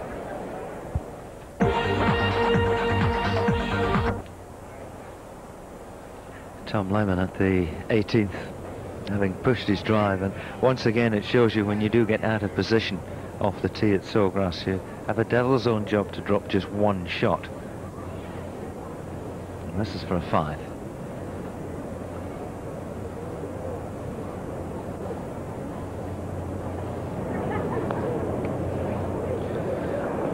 And in the end, pretty ordinary putt. Great pity, 6 to finish with, and I must say 15 minutes that have, in this championship, have worked enormously in one man's favour. That's Woods. 72 for Tom Lehman. Sutton will see his drive in a minute. There's now only one clear. The man in second place is alongside Graham. Tiger 66 today. Congratulations on that. Did you squeeze everything you could out of the round today, or did you leave a few shots out there? I figure I left maybe just a couple, but it all evens out. I've made a couple bombs out there, some putts that you don't normally make on these greens, and I also missed a couple. So it all evens out in the end, and I'm very pleased just to be where I'm at. 5-10 minutes ago, you were 4 back. Now you're only 1 back. How do you fancy the chances tomorrow?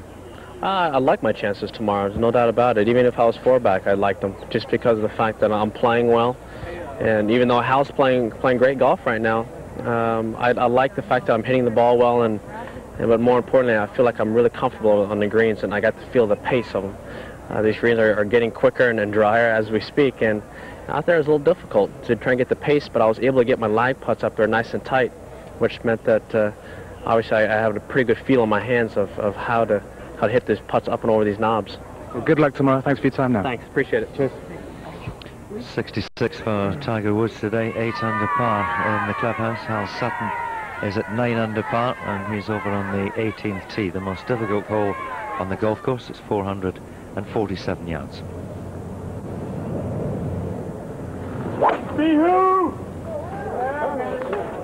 Well, under the circumstances, that's a very good drive. What's happened to him in the last few minutes, plus the fact he's already been in the water off the tee here 2 days ago. That's a very fine shot. 2 under par for Elson Dunlap. Damron with a 66 into the top 10, and alongside him the hole-in-one king of day 3, Paul Azinger. Craig Barry still looking for his first title in the United States, although he's won plenty of dollars. And Lee Jensen fought back well after a couple of 6s at 10 and 11. 66 it was for Jeff Sluman. Lehman furious, no doubt, with his 6 at the last. It could well put him just too far behind. Birdie finish was the highlight of the day for Colin Montgomery. Jim Carter continuing his great start to the season, having won out in the deserts of Tucson. Former champion Justin Leonard in pretty good shape as well. 200 to go, and it's Sutton second.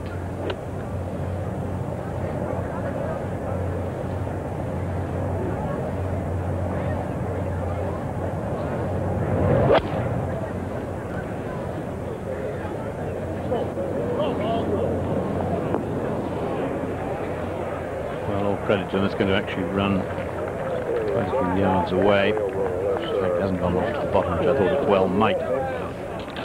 And all credit to him for those 2 shots. It takes an experienced player to cope with the mental damage of what happened to him at 17.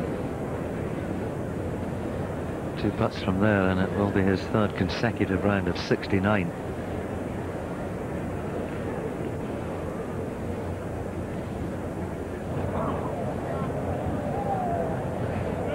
Seven it was for Uresti at the last, taking him out of red figures.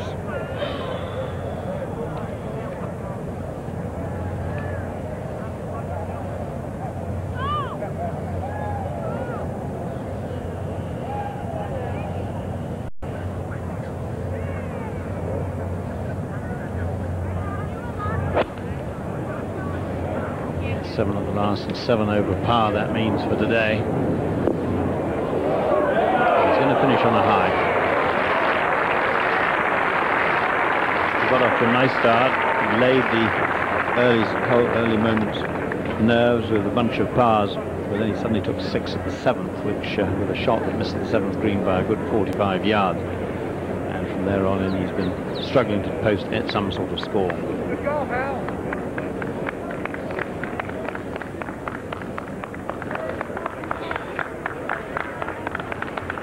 Day 3 Sutton is one we'll remember for some time. Sutton hadn't dropped a shot until he came to that 17th, and then 3 went in the space of just 1 moment. That's the trophy they're playing for. There's a massive prize fund here. The winner will take $1,080,000 home, which is the biggest prize. There's the $1 million down at Sun City, the World Championships, and of course the majors. The title means an awful lot more than the money. But this is their own championship. It's the one they want to win. And it must be emphasised that Sutton is still at the head of affairs here. He is. And in some strange sort of way, a one-shot lead over Woods might be a slightly more comfortable lead or less pressurised lead than having to cope with a 4-shot lead. But, I'm sure he wouldn't agree with that at the moment. But he's got to go out and do it all again tomorrow.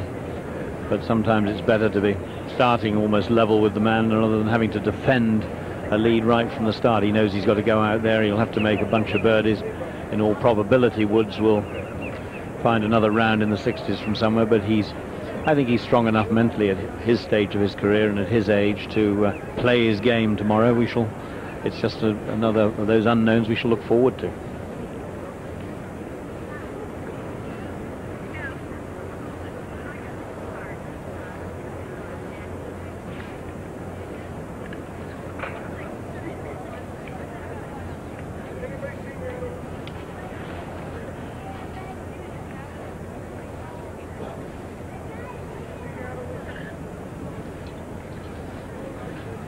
Sutton's putt will have quite a lot of movement from left to right. Anything too pacey will fall quite a long way right of the hole and leave him a curling putt coming back. Anything short and he'll have the same problem all over again. It's the right side of the hole to be on. It's not frighteningly fast.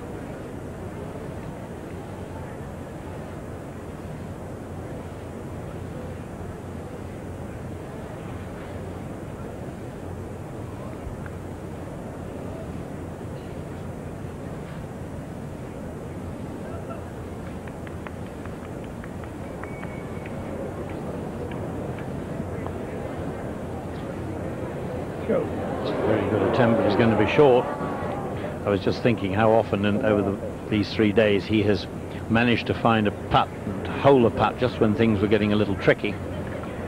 But that wasn't the time. He was very anxious not to knock it 2 or 3 feet past. And he's left himself a really awkward one under the circumstances.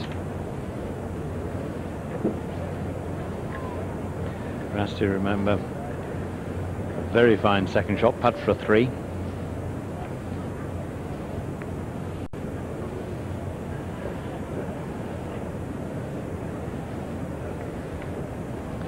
It's this to take a 1-shot lead into the final round.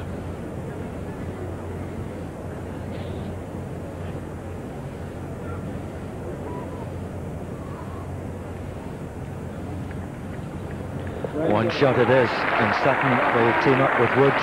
Lehman will play with Sloman, Parry and Jensen, Robert Dameron and Paul Azinger, and there's every chance that Colin Montgomery, would you believe, could be paired with Ernie Els. 369s for Sutton.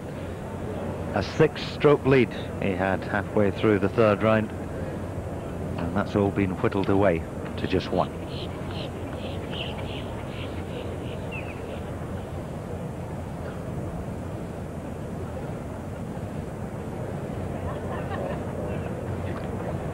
Note in the book, time to start reminiscing, recalling the what might have beens,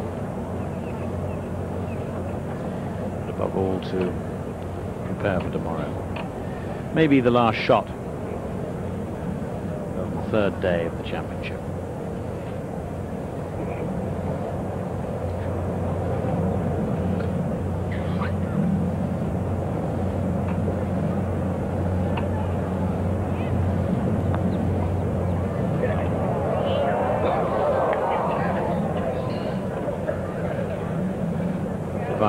knocks this one in, he will break 80.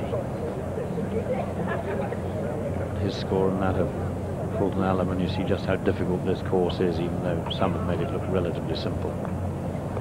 That is the final stroke of the third round. Uresti at +3. Sutton will take a one-shot lead into Sunday's fourth and final round, and it will be a wonderful challenge for the rest of the field to try and make their way towards these two players. Water sparkling in the evening sunshine. It will be experience versus youth as we go to the wire here in Sawgrass. That's the way it all stands after 54 holes. And after the break, David Livingstone, Peter Oosterhuis and Butch Harmon will reflect on a day that everyone will remember. The third day at Sawgrass has been something very special.